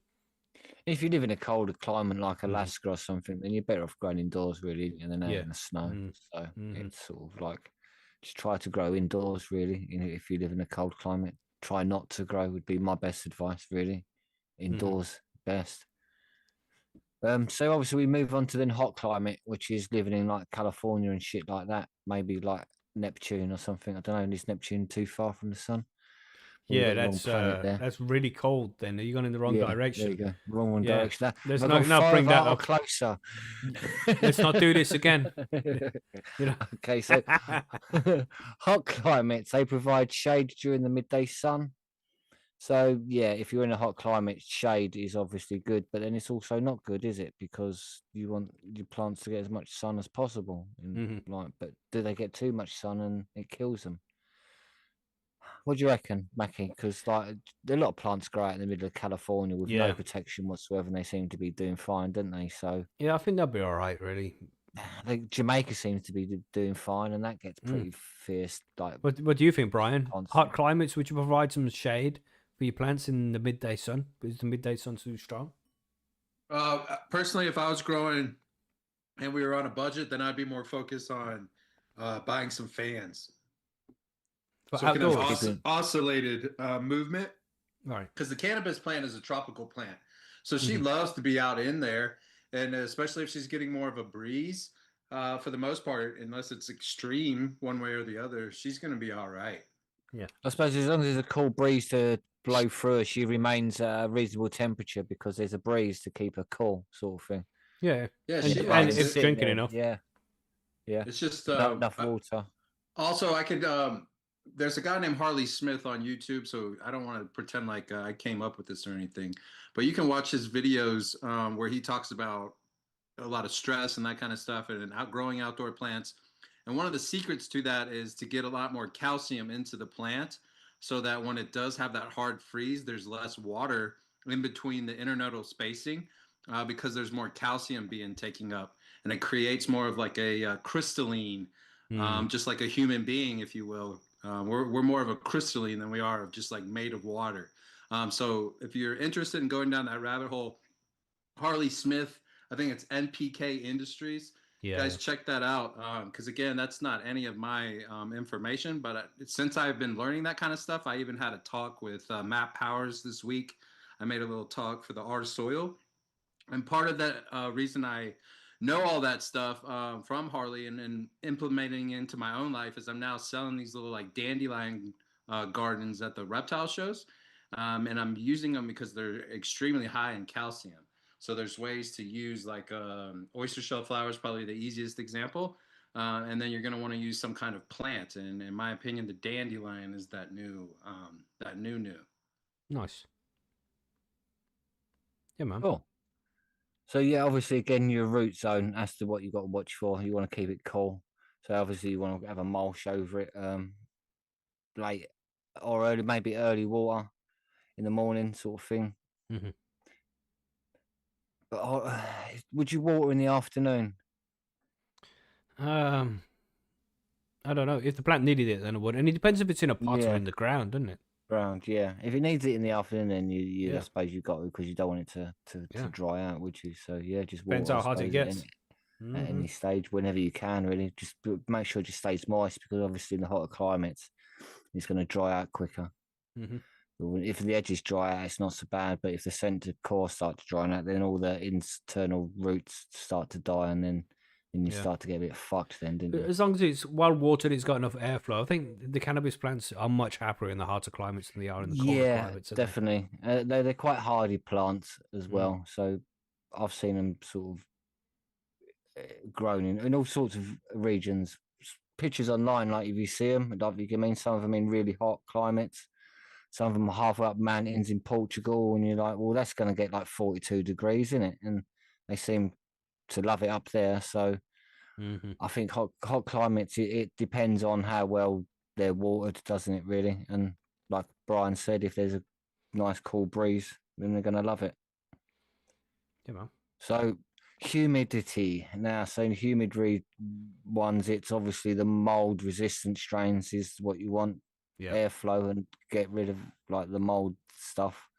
So you want to defoliate properly if you can, just to keep leaves from touching buds and things like that. Is the best thing, really, isn't it?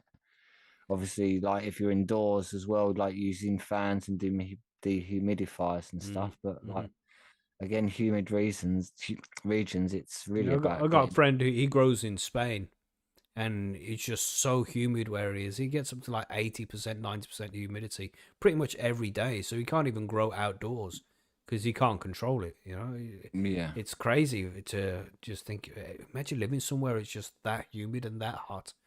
Crazy. yeah, that's just crazy. That is, isn't it? Mm-mm. Can't grow outdoors because it just turns Yeah, your plants to that's right. mush. He just gets bud rot if he grows outdoors.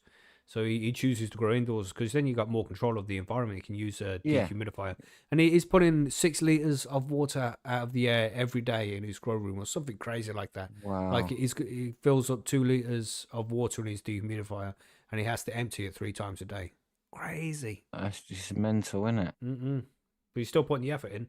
You know what I mean? So you got to So you wouldn't really. think you'd have to do that problem, would you, in Spain? That you got to Mm, dehumidify, you got to take all the moisture out of the air, all that sun. mm-mm.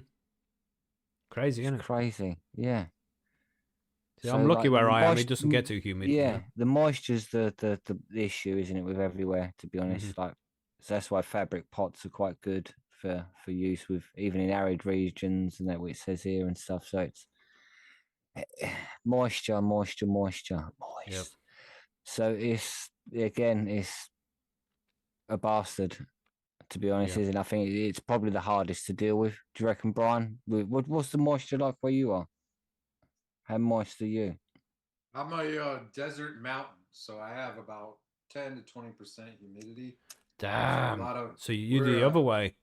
yeah, I was gonna say we pay for high-end humidifiers or put water on the floor like in large tins and stuff. Like we used to use like cookie baking sheets, like the deeper ones. Put Okay, that and yeah, run out. Yeah, and yeah. just let Just it so evaporate naturally. just so the light reflects on the bottom and evaporates it a bit more. We were using something called, well, I'm sure you guys know what I'm talking. The double enders. So those were Uh, extremely uh, hot. Brian Yeah. uses a double ender, everyone. Look, it's just admitted it. We're fucking cutting Jesus. that bit out, Macky. Checking it out. Yeah. Fucking cutting that out using that. Yeah, the Come on, double bro. enders get so hot, all that heat evaporates that water, and Oh, then look, it starts to he, steam up a little bit. He's not making any better for himself, is he? Jeez. Oh, I'm trying. Now I'm It's- trying. No, but it makes sense, if you're in one of those really dry air places, then yeah, you're I'm gonna need a fucking good choking him, mate. fucking. You're gonna need a good Yeah. humidifier, and just picking the right strain is an important thing as well. Pick a hardy strain that's going to deal with the specific environment that you're in, And this is experience that you'll gather after a couple of grows, because when you first start, you might not even realize that the humidity is too much or not enough. Or it gets too hot or too cold. You'll figure this out after a couple of grows. Then you can choose a strain that's more fitting for the area that you're in. And I think there's so many people. If you're brand new to this and they go and they get fancy genetics, I would hold on to those genetics until maybe like the third or fourth flip, so that you have a little bit more experience. Because there's been so many people that have bought their supposedly holy grail genetics from their ultimate breeder, and they've lost those genetics because they couldn't even, the skill set wasn't even there to be able to sprout a seed into an actual plant that could then become something worthwhile. Yeah, yeah. Yeah, so really got to have a skill set, in my opinion, before you're going to talk about pheno hunting or going for high end genetics. I think the goal should be like if I'm in Denver, I would buy genetics from breeders here in Denver to start. And then I could start to tweak my tent or tweak my basement into genetics. Like Capulator was huge when I was kind of more into it. And so his genetics are from California. So those genetics would need to be more geared toward what we were saying, like having more humidity in the tents, finding ways to put humidity in there in a Goldilocks manner so that we don't get bud rot and stuff like that. Yeah, man. Good suggestions, definitely. Don't Yeah, rush into great it, stuff. Start with the cheap seeds. and before you start popping expensive ones and not being able to get them even sprouted. You know, yeah. So there we go. And of course, if you need help with that, if you're in a specific environment and you need some help figuring out what strains they have, then post on the forum. We can help you out there. I want to talk about some plant hormones. This is one which we don't cover very much. We don't talk about plant hormones because it's complex shit. You on the show notes there, Brian? You want to talk about the plant hormones? Can you see that section? I can't see that. I had you guys on full screen there. That's all good. If you scroll down, you'll see the stuff we're talking about in the. I'll just highlight It's in my email. Yeah. Please hold the line, everybody. Show notes. Scroll down, down, down. Near the bottom is the. Yeah. You want me to read that? Well, just just summarize it. You don't need to read it. It's just this is the plant hormones that we're talking about.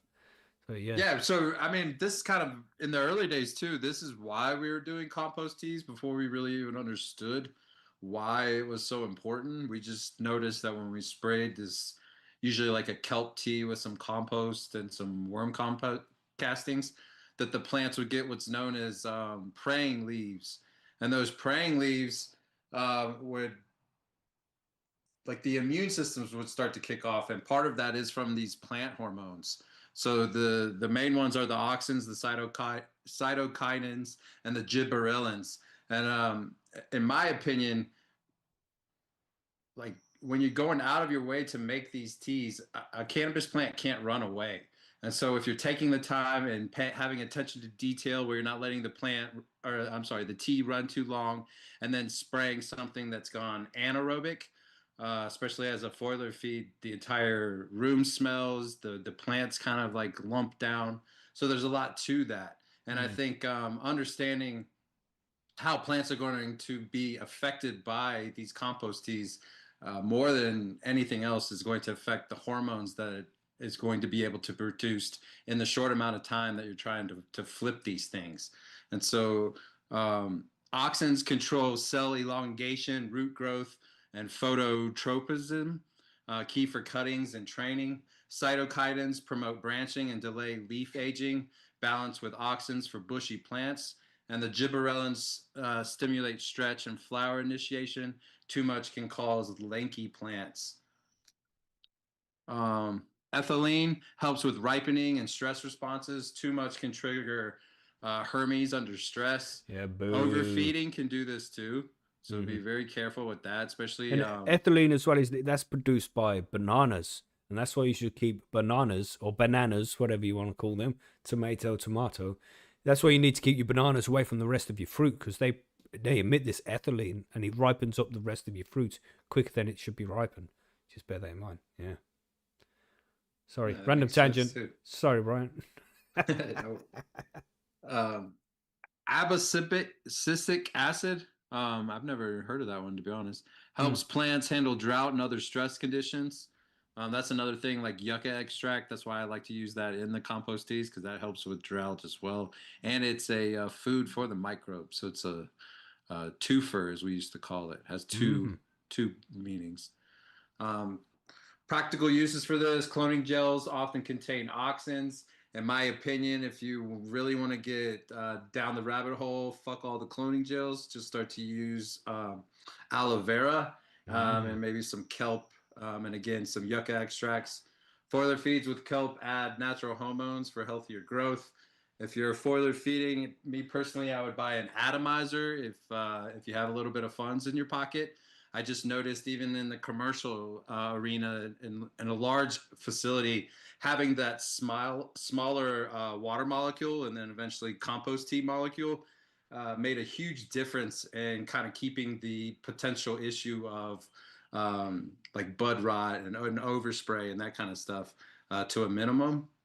And then gentle stresses like low stress training can be used to manipulate hormone flow for even growth and better yields. Low stress training, in my opinion, is kind of like a must, and anything low stress training is kind of, why aren't you doing that? I mean, she's a plant. She likes to get, my wife likes when I say, she likes to get, she's into the kinkier stuff as a cannabis plant. She likes to get tied down, right? So there's nothing wrong with experimenting with those kind of things. I'm sure you've heard Macky, and we used to talk about it a long time in the early days too, about pinching the stalks and tying it down so that she grows back even stronger. She has kind of like that bulbous in the stalk itself, and then there's more calcium buildup that goes to that bulbous stalk because she has been injured. And then during flowering, she's able to basically tap into those bulbuses. So, Right. you know, use that sparingly, obviously, because she gets hurt and you kind of lose a week or two of growth. But for certain time frames, it makes a lot of sense to do like low stress training. Is it, you know, defining that as basically like low stress manipulation of the plant. Yeah, man, and it's fun as well. Yeah, right. To be hands on with the It is plant. fun. Yeah. She likes it like that. Yeah, these hormones, it gets complex when you're talking about plant science and all the different hormones that the plant emits and shit like that. But if you're at that stage of growing, you know, if this is your first grow, your second grow, third grow, don't be worrying about what hormones the plants are giving out and shit. Just try and get a few successful grows. But when things are going well, often, and you're putting off a few good grows, then yeah, start looking into all these different things, these plant hormones, and try and give the plant what it wants at the right times. Yeah. But don't rush into it. You know what I mean? Well, so we got a last one here about how to build a DIY grow setup on a budget. Did we do an episode about this, Billy? I think we did, didn't we? Yeah. Then we done loads of episodes on loads of things. So Yeah. That's right. This is the thing. I just wanted to cover just setting up something for as cheap as possible, because you know, getting set up, especially nowadays, things can be very expensive. So what can people do to just set up the cheapest grow space as possible? First off, getting the seeds. You can get free seeds from places. You know, you can win competitions. Chad Westport does loads of streams where you can win beans from him. We have competitions over on postysgrowroom.com where you can win beans over there. You know, and you can just buy cheap ones as well for like £3 or £4. What, $5? $5 you can buy a seed for. You go to seedsman.com. There's lots of places to get real cheap seeds, you know, if you can't get them for free, but there are places you can get them for free. Depends on what kind of budget you're on. So once you got the seeds, I mean, then you need a space to grow it in, and you just use a small cupboard. And you don't have to try and get reflective walls. When you see people back in the day putting tinfoil up and shit like that, it's not recommended. It's not as good as you think it would be. It's better to just paint the walls of a cupboard or closet just bright white. And that'll be just as good as having mylar walls on it. So you don't need to get no special grow tent or any special material for the walls or anything like that. Just paint it white, and that'll be fine. You know, and then obviously you want to try and make sure that place is sealed so you don't let any light leaks into it to prevent hermes. But if you're growing autoflowers, you don't necessarily need to worry about that so much. So just getting some auto seeds and some white paint, and that's you're good to go from there. Then you just got to figure out what kind of light you want to use on the inside. You can go to Amazon and get cheap lights. I mean, it's not recommended. This is the thing. You want to buy the best LED. If you're going to, when you're growing weed indoors, you preferably want to get the best LED you can afford. That's where most of your money is going to go. Is on a good LED light. Would you agree with that, lads? Yeah? Yeah, I think 75% of your budget should be the light if you can. And your worm bin, in my opinion, setting it up and everything, because you can always add life. Yeah. So get a cheap LED. I mean, you preferably want to go with one of these brands that growers actually use, like Spider Farmer, Mars Hydro, Vivo Sun. That's one of those. Going to Amazon and buying something for £20 or £20, $20. It's gonna give light, sure, but it's not gonna be enough to make the cannabis plant happy. You're gonna be spending maybe $100 on just a small light for one plant in a small cupboard. That would be decent. But you know, if you can't afford that, then grow outside. You know, growing outside is reasonably easy.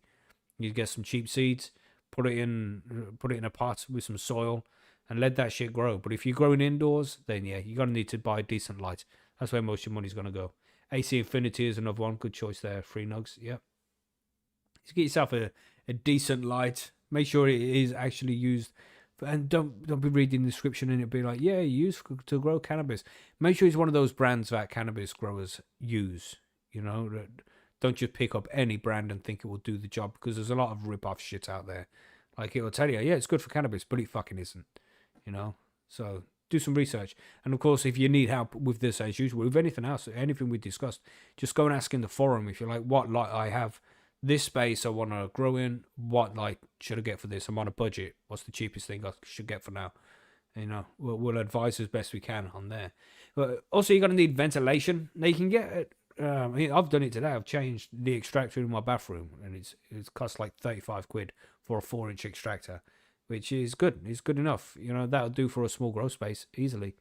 So that's just 35 quid. You know, and again, you might be on a budget. You might need to get like a second-hand one because it'll be cheaper or something. But yeah, you're gonna have to put a little bit of money into this. What would you recommend, Billy? What would you say for ventilation? Would you recommend any cheaper kind of I don't know, extractors or something? What could you do? No, I think the 4 inches is about right, to be honest, because they're not that expensive. So if you haven't got the money to put like a 4-inch, then you probably don't have enough money to then really grow, because you need, if you know what I mean, you're better off waiting to then have enough money, if you know what I mean. Yeah. Delaying it for another month, so you do have the money to have, just because it is safe, because anything smaller ain't gonna last that long or have the strength, probably die on you, could catch fire. Yeah. If you know what I mean. So you want something built for its purpose, if you know what I mean. Yeah. So yeah, I'd get a proper 4-inch cannabis like extraction fan. Mm-hmm. Really.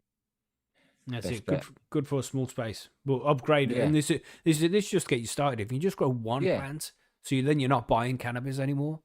You know, and then you can save the money that you would have been spending on cannabis. You can save that money and upgrade your equipment as you go. It's better just to start with something. When I first It's started, like the Sorry, LED. If you haven't got the money for a decent LED, then maybe better off just getting like standard bulbs, isn't you? Really, because they're quite cheap in comparison. Instead of spending like £100 or $100 on not so good LED, just you can buy like a decent bulb for 35, 40 quid. Yeah. Isn't it? So like That's it. that's with the fucking shade as well. That's it. When I first started growing, I started with a 60 centimeter grow tent and a what's that, 250 watt HPS. That's Was what it I started with. HPS? Yeah. Yeah, So with there you 4-inch go. extractor. You can have a 400 HPS for like and a shade for like 40 quid now, isn't it? I think. Yeah, 50 quid. cheap because people buy LEDs now instead. Yeah, So, exactly. So you're better off buying that to start with if you can't afford a half decent LED, and then just saving up for the LED. yeah, and just SG2 in the chat that said buy cheap, buy twice. And that's a classic saying that we use here in the growing community. Buy cheap, and it's true. But you're gonna plan to grow twice here. This is just to get you started.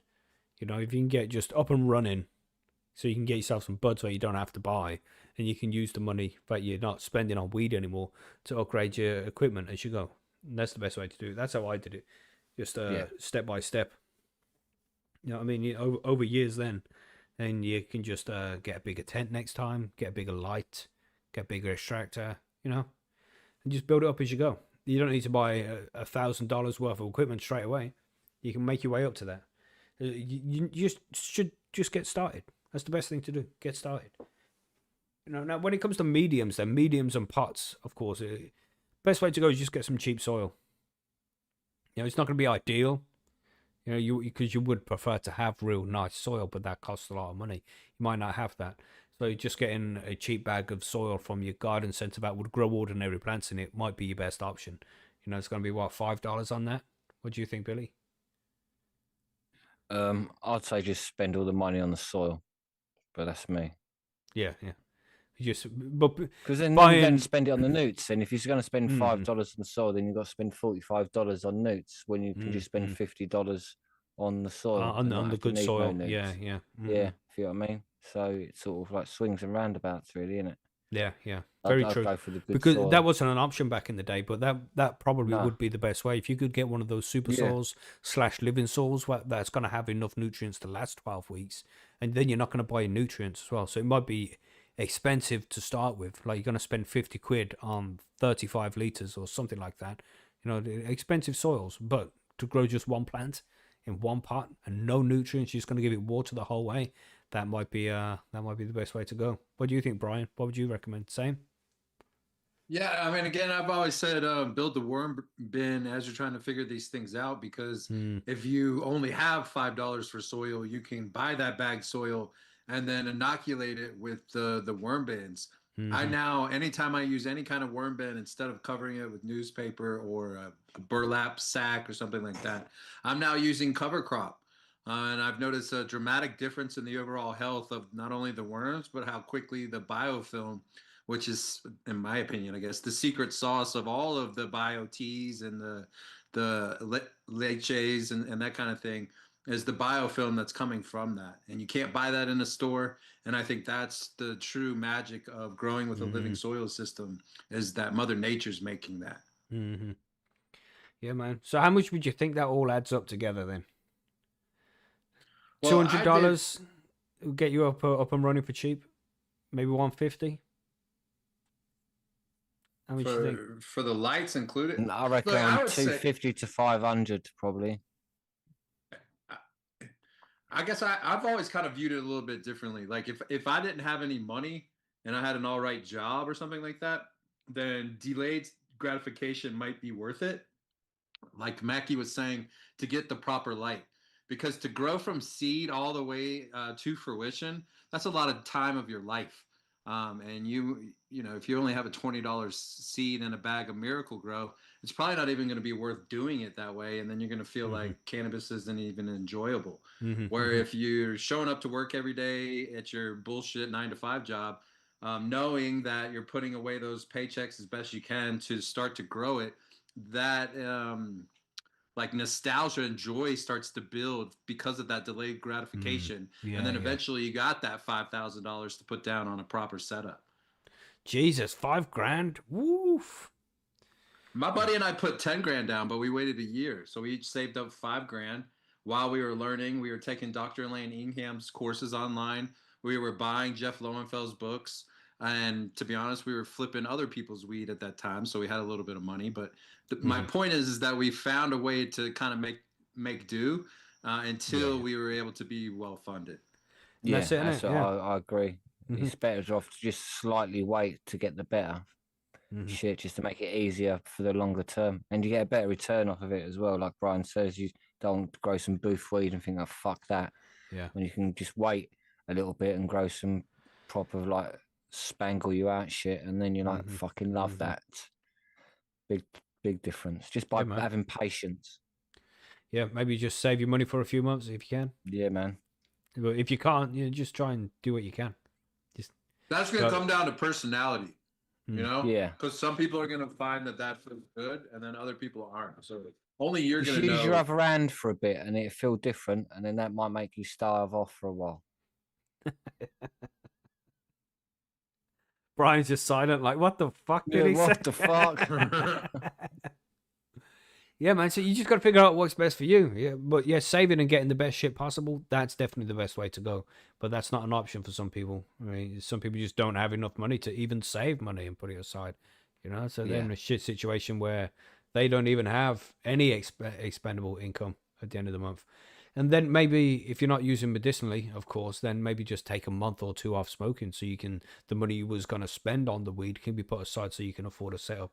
That's going to be worth it, man. That's going to be worth it, taking that little break. You know, try and reduce maybe the amount you're smoking by 50%. Put 50% of the money you would usually, because if you're buying an ounce a month, which isn't a lot of weed, you know, that's just a quarter. That's a gram a day. You know, What I do suggest, really, if you live in America or really mostly in America, just move to a fucking state that's legal so you can grow outside. mm-hmm. It's That's the going to be fucking that's easiest going to be the thing. best way. Yeah. That's probably the best way, really, to be Yeah. honest. And then maybe if you move there for a season or two, grow outside, and then use all that weed to then get yourself through and save the money somewhere else. If you know what I mean, so you've got a big pile of weed, so you don't have to buy no weed, then you can save all your money to buy then equipment to then grow weed elsewhere. If you know what I mean, then you can And move if out you're of in the UK, California or wherever. leave. you know. Yeah, if you're in the UK, then well, tough, mate. It's your Yeah. fucking own fault. But innit? with this Like, gorilla growing, which is an option as well, which is probably the cheapest way to grow altogether, because you just get some seed planted somewhere, and then you just hope for the best, you know. And we got a whole episode on that. But yeah, it's a tough one. That's the cheapest you can get up and running. It's still going to cost you a couple £100, even doing it as cheap as possible, you know. So save that money up if you can. And of course, you want to try and get the best possible, because you're going to get the best weed when you have the proper equipment. But that might have to wait to the second grow. Just do what you can. try to do a sober October and save all your weed money. That's right. Don't that's spend right. it on anything else. Like, or just go half. Only go half a sober October. So just buy half the amount you normally do, Mm-hmm. and then get through that for a few months. And then you have enough money. It's worth it. You That's see it. in the It's end, in worth the it. long term of it, you think, thank That's fuck, it. I've done that. Like, Mm-hmm. yes, Mm-hmm. I'm Definitely glad I worth put it. myself through that shit. Because like a year later, you're dancing, sort of thing. Yeah. So that'll do for the questions there. Sacrifice. Are we ready to move on to listener mail and get through some of these? Yeah, I suppose we are. All right, let's Unless do some Brian's going listener to talk mail about then. more double enders. Yeah, you Let's guys hope want to hear about the old school ways of growing? I'll let you know, man. It was rough back then. not. He's referring to double-ended dildos. Billy is, Brian. He's a savage, mate. That's what he's talking about. Oh, I know what he's talking about. Oh, Best cool, believe cool. it. Yeah.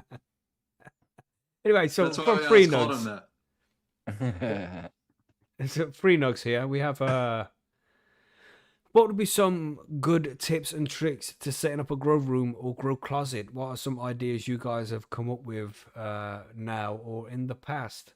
Also, what are some things to consider when beginning a new grow while you still have another going? Right. And there's another one there as well. We'll get through those first three notes. So what do you think here, Brian? Some tips for a newcomer to grow in, and what would you do in between, when one grow's coming to an end and you want to try and start up the next one? What would you, some ideas here for free nugs? Yeah, maybe he can answer this. Does he only have room in a closet? Because any grow, even a friend's grow that started in a closet, has always wished that they would have cleaned up the basement. Because once you get going, like Macky's alluding to, you need more space than just the grow room. You need kind of a trim area. You're going to need places for it to hang and dry out. Mm-hmm. Most people aren't going to want to wet trim. So all of the things that bring out a bougier product take up space. So if I was just doing it in a closet, trying to build things out, I'm probably just going maybe 1 to 2 plants. But my goal there is to get these plants as big and as healthy as possible, so that canopy can be well done in a closet. Because even a beginner should be able to manage a closet grow with relatively ease. Mm-hmm. From there, because in a closet, because it is so small, you could probably get away with having a cheaper light for the first flip or two. But like Mackie and Billy are kind of saying, the light and the soil, in my opinion, are kind of like the yin and the yang. You got to have really that for both of them to kind of like flow. And then the genetics matter almost as much. And then, of course, your skill set. So there's a lot of variables to this. And if you're growing in a closet, the goal really should be to just kind of get your skill sets up and realize that you're not going to be growing the best cannabis that you've seen in your life, or stuff that you probably thought how good you would be at the beginning. So keep your expectations low and realize that you're just kind of practicing here. And if you really are low on budget and you're going to grow in a closet, then do what I was saying earlier. Just grow a cover crop. Get used to growing like a build a soil 12 seed blend. Get used to using a chop and drop, because all of that's going to be improving over time, so that when you are ready to grow cannabis, maybe you don't even have to do a seed. Homie hooked you up with a clone, so you can put that clone directly into that soil system that's already become alive and thriving. Mm-mm. Yeah, nice info. What were you saying, Billy? You want to add to that? No, that's cool, man. Really, if you're growing in a closet, and that is the switch over between plants is going to be awkward, if you know what I mean. Mm-hmm. Mm-hmm. So because you want to make sure it's clean and there's no mold in there and things like that. So it's like, yeah, that's awkward. I would say the thing I would look for is trying to get as much space as you can when you're first growing. If you know what I Yeah. mean. I know some people can't, but like Brian said, you need so much more space after the fact of growing. So yeah, Yeah. consider Well, the space. one of the biggest tips or tricks I'd say for a new grower setting up a grow room or grow closet is make sure there's no light leaks, man. That can be so easily overlooked. That's lights on equipment and lights leaking into the grow room as well, because that can really fuck shit up. So make sure you got the light leaks covered, and of course, extraction as well. Proper extraction in the grow room or grow closet as well. You need a good airflow. Yeah, everything else has been mentioned really. There's so much to it. Do plenty of research. Put 6 months research in before you plant any seed. Make sure that you're ready for it. You know, that would be a good idea. But also, I do like to encourage people to just jump in the deep end as well. Plant the seed and fucking get started. Go, go, go. You know, consider when beginning a new grow. You see, now if you're growing autos, this is the good thing about autos is you can have them flowering at 18.6. So say that I would say 4 plants. And this is what we always recommend: 4 plants in a 4 foot by 4 foot grow tent. Right now, when it's coming to the end, there's going to be one that's going to be a little bit ahead of the others. So you chop that down and you harvest it. You go dry it in another room or something, a box. I know there's lots of different ways to dry. Check out the drying episode for that. But then you have the other 3 cooking until they're really done. You know, they're done to perfection. And in that space where that one was, you can germinate your next 4 plants and get them going for a couple of weeks. You know, a couple of weeks head start. You can make use of that space. Or even you don't need to take that 4th plant down. You can get a little shelf or a little table or something that you can add into the grow room if there's space for it, and just have some small pots on the side with the seedlings going in them because they're on 18.6 as well. So just make use of the space that you have. If you have space available, put some plants in it. You know. But we have one. This one still from Free Notes. Do you? This is for you, Billy. Do you grow indoor or just outdoor? I remember you saying you grow outside, but couldn't remember if you grew inside or not. What of your organic nutrients do you? What organic nutrients do you use? You only grow indoors, don't you, Billy? Yeah, yeah. I'm not sure Yeah. where you got the grow outdoors. I've put some plants outdoor, yeah, but I'm an indoor grower mostly Mm-hmm. with soil, but yeah, indoor. And the organic nutrients I use are the Dr. Organic supplement stuff. So Yeah. yeah, And quite somebody easy, did straightforward. ask about that as Worm well. shit. Where was that one? Because we had a question that goes on to that as well. Yeah, this from Irish. Yeah, Irish goes on to ask more about this. So from Irish Grower, he says, "This one's for Billy Barnes. How much of your organic amendments are you adding when feeding plants, and how much when re-amending before a new run?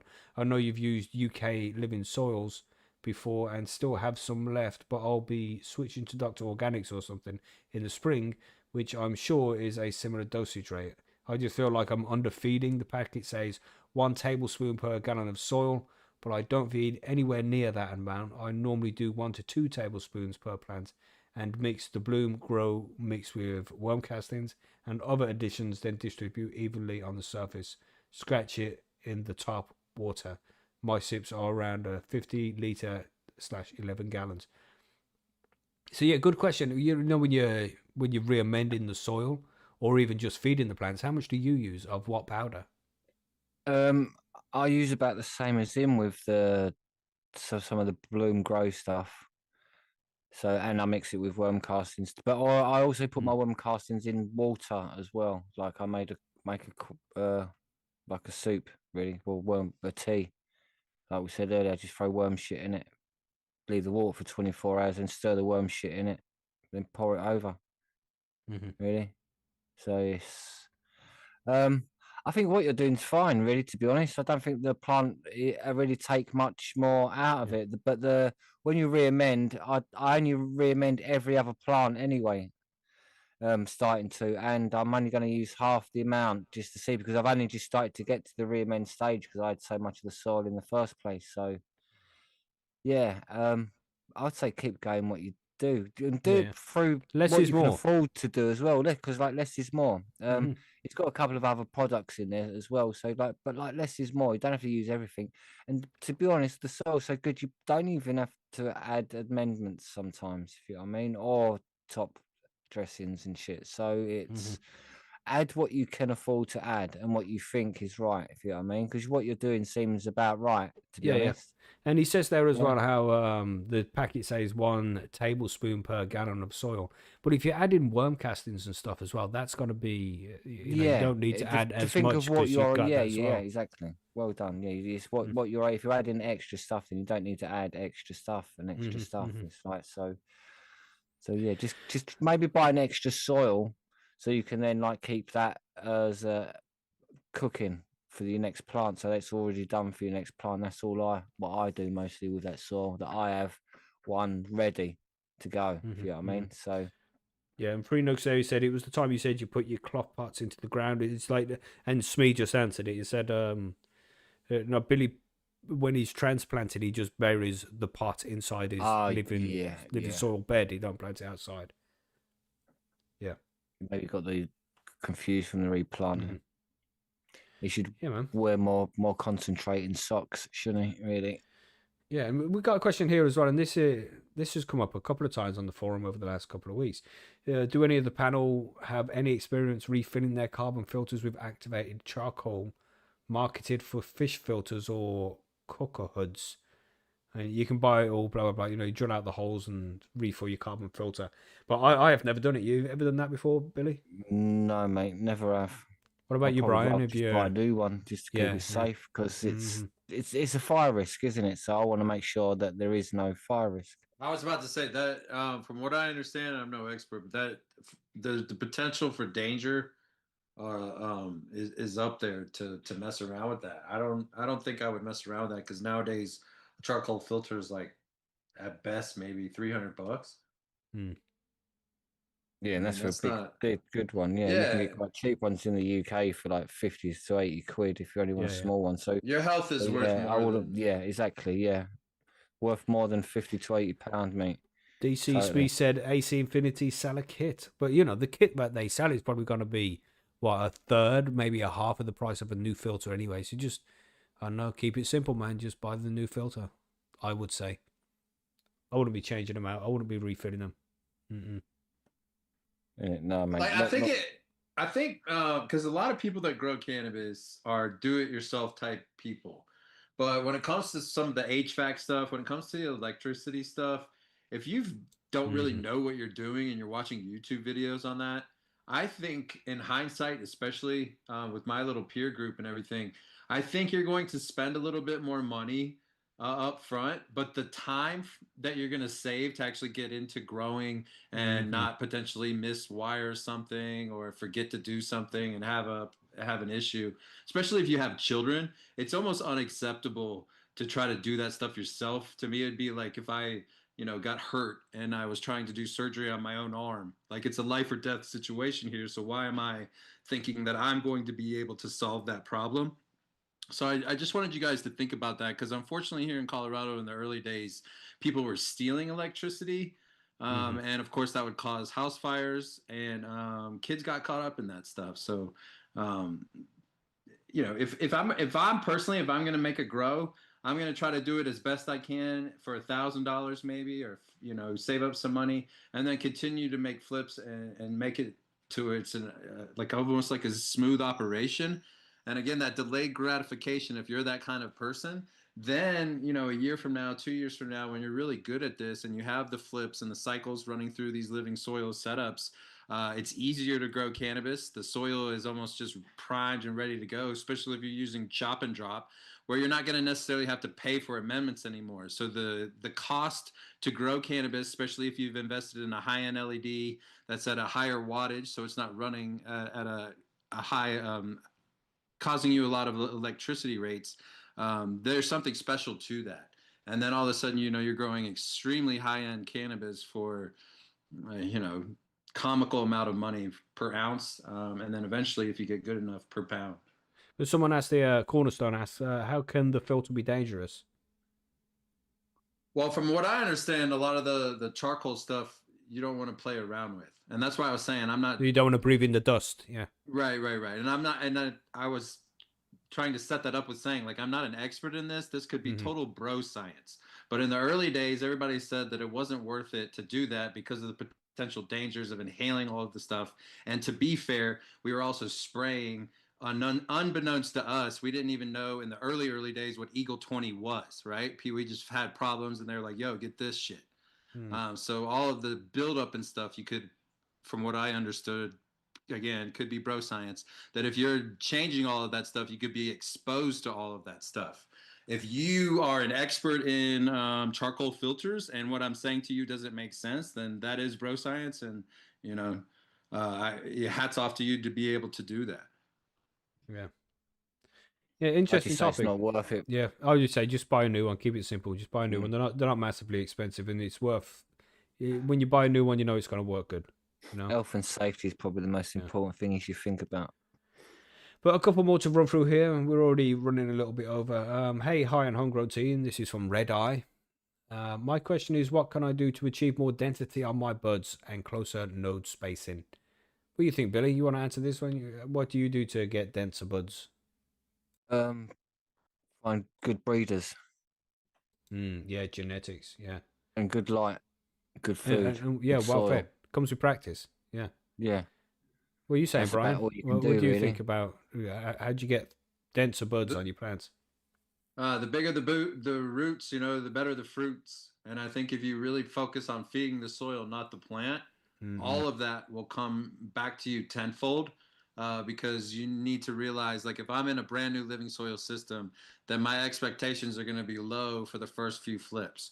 But because I'm chopping and dropping and building up that lifestyle system, I'm maybe adding some humus and stuff, especially in the early days, paying for the Alaskan humus. That stuff is magic. You can use a few of the like soil amendment meters and stuff. The microbiometer is a good example of that, and see that it's off the charts.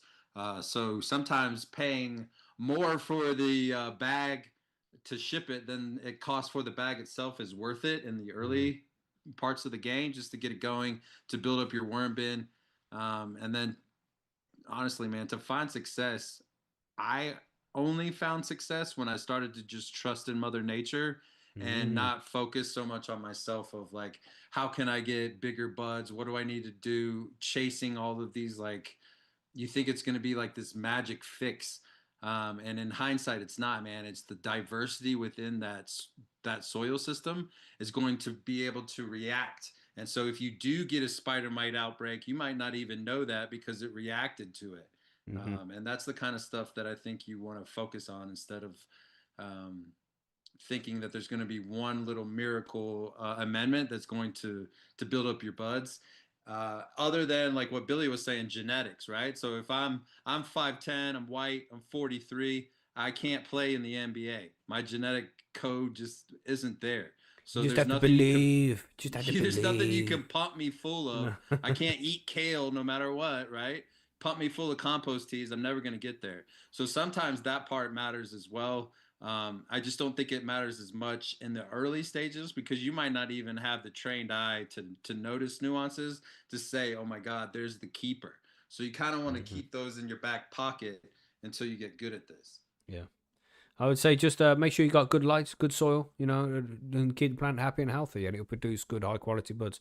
And genetics is important as well, as Billy mentioned. But we have one more here. We'll get to this last one, and this is just a quick one from Lobby Lobster. Hi on homegrown team. As it is Stoptober, and some of us at the forum, we are stopping various vices for a month. What's the hardest thing you have ever had to stop before? I thought mine would be tobacco, but then I moved to vaping, and that was a million times worse. So I'm going with nicotine. What's yours? Yeah, nicotine, bro. Nicotine. No, that was a hard one to. How many people? Me myself, I tried to quit smoking fucking 5, 6 times, and it never worked until I really wanted to quit, and then I was like, I'm just done with this shit, and then it just.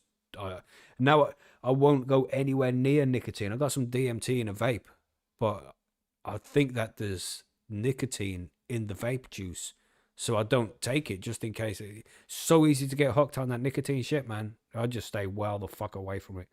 So nicotine is terrible. What about you, Billy? Yeah, same thing. Yeah. I gave it up properly because obviously I got told I had cancer, so it's a bit like, yeah, I better give up that shit. Like, so it's like, yeah, that is definitely the hardest. What about you, Took Brian? me a few times. Nicotine is And the worst, right? I never really got hooked on nicotine. I mean, if I'm Cool. really That's being good. honest with you guys, I liked ladies. So Right. to settle down and everything and to focus on a family, that was tough for me at the beginning, and now Giving it's up beavers. unbelievably rewarding to have somebody that you can put all your faith in. You know. Absolutely. Yeah, for sure. Yeah, I understand that one totally. Get what you mean there. Nicotine is the devil, though. Stay away from that shit. Yeah, Mm-mm. Yeah, but if you do want to quit, you can do it. If you just really have to want to. You know what I mean? Just think at some point, the doctor's going to tell you have to. So if you can get it quit before then, bonus, right? But at some point, you will have to quit nicotine because it's fucking terrible for you. But it's a difficult one. It's a difficult one. But you have to stay strong. And some people say once they've quit smoking, then it's like a daily thing. Even 10 years after, they're still trying to avoid it. But it's not like that for me. I don't get that. It's like I never crave nicotine. Never crave a cigarette. Ever.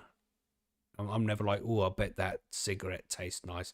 Disgusting. Yeah, it smells Filthy foul to fucking. me. Yeah, You know? disgusting. Absolutely terrible. It's offensive. Mm-hmm. Yeah. But there, yeah, to quit anything you have to want to. But look at Chilbert. Go on, Chilbert. 13 months free of tobacco and nicotine. Go on, son. That is it's an achievement, bro. Be proud of it. You know? Yeah. And I've been 3 years, more than nearly 4 years now, I think, tobacco free. The nicotine free. Won't go near the shit. Absolutely not. Even vapes. The missus, she smokes vapes and all that shit. Just nothing. Stay the fuck away from me with that nicotine shit. Never again. Never again. Yeah. Anyway, good times. Keep up the good work with the Sober October, everybody. You're doing a great fucking job. We're smashing it over there. So, yeah. And that's it. Let's go to the outro. Ready to go? Oh yeah. And wrote me a letter for Oh. DC Smee. Okay, Smee, you She got a said, reply. Yeah, Okay. yeah. She said, "Hi Smee, thanks for the inquiry, but I really like big buds on my ladies, and I also enjoy sticking my fingers into checking how moist I've made them. I'm not sure this is possible with us two, so I'm going to have to decline." Oh, that's sad. Oh, Unlucky, sorry, Smee. Smee. Sorry to let you down like So that, yeah, Smee. so not being able to stick her fingers in to see how moist you are is probably the drawing line, I would say. Oh, Wow. Oh, yeah. yeah. Yeah, sad. Oh, The things you disappointing. learn. Yeah, there you go. Beautiful. Let's go to the outro.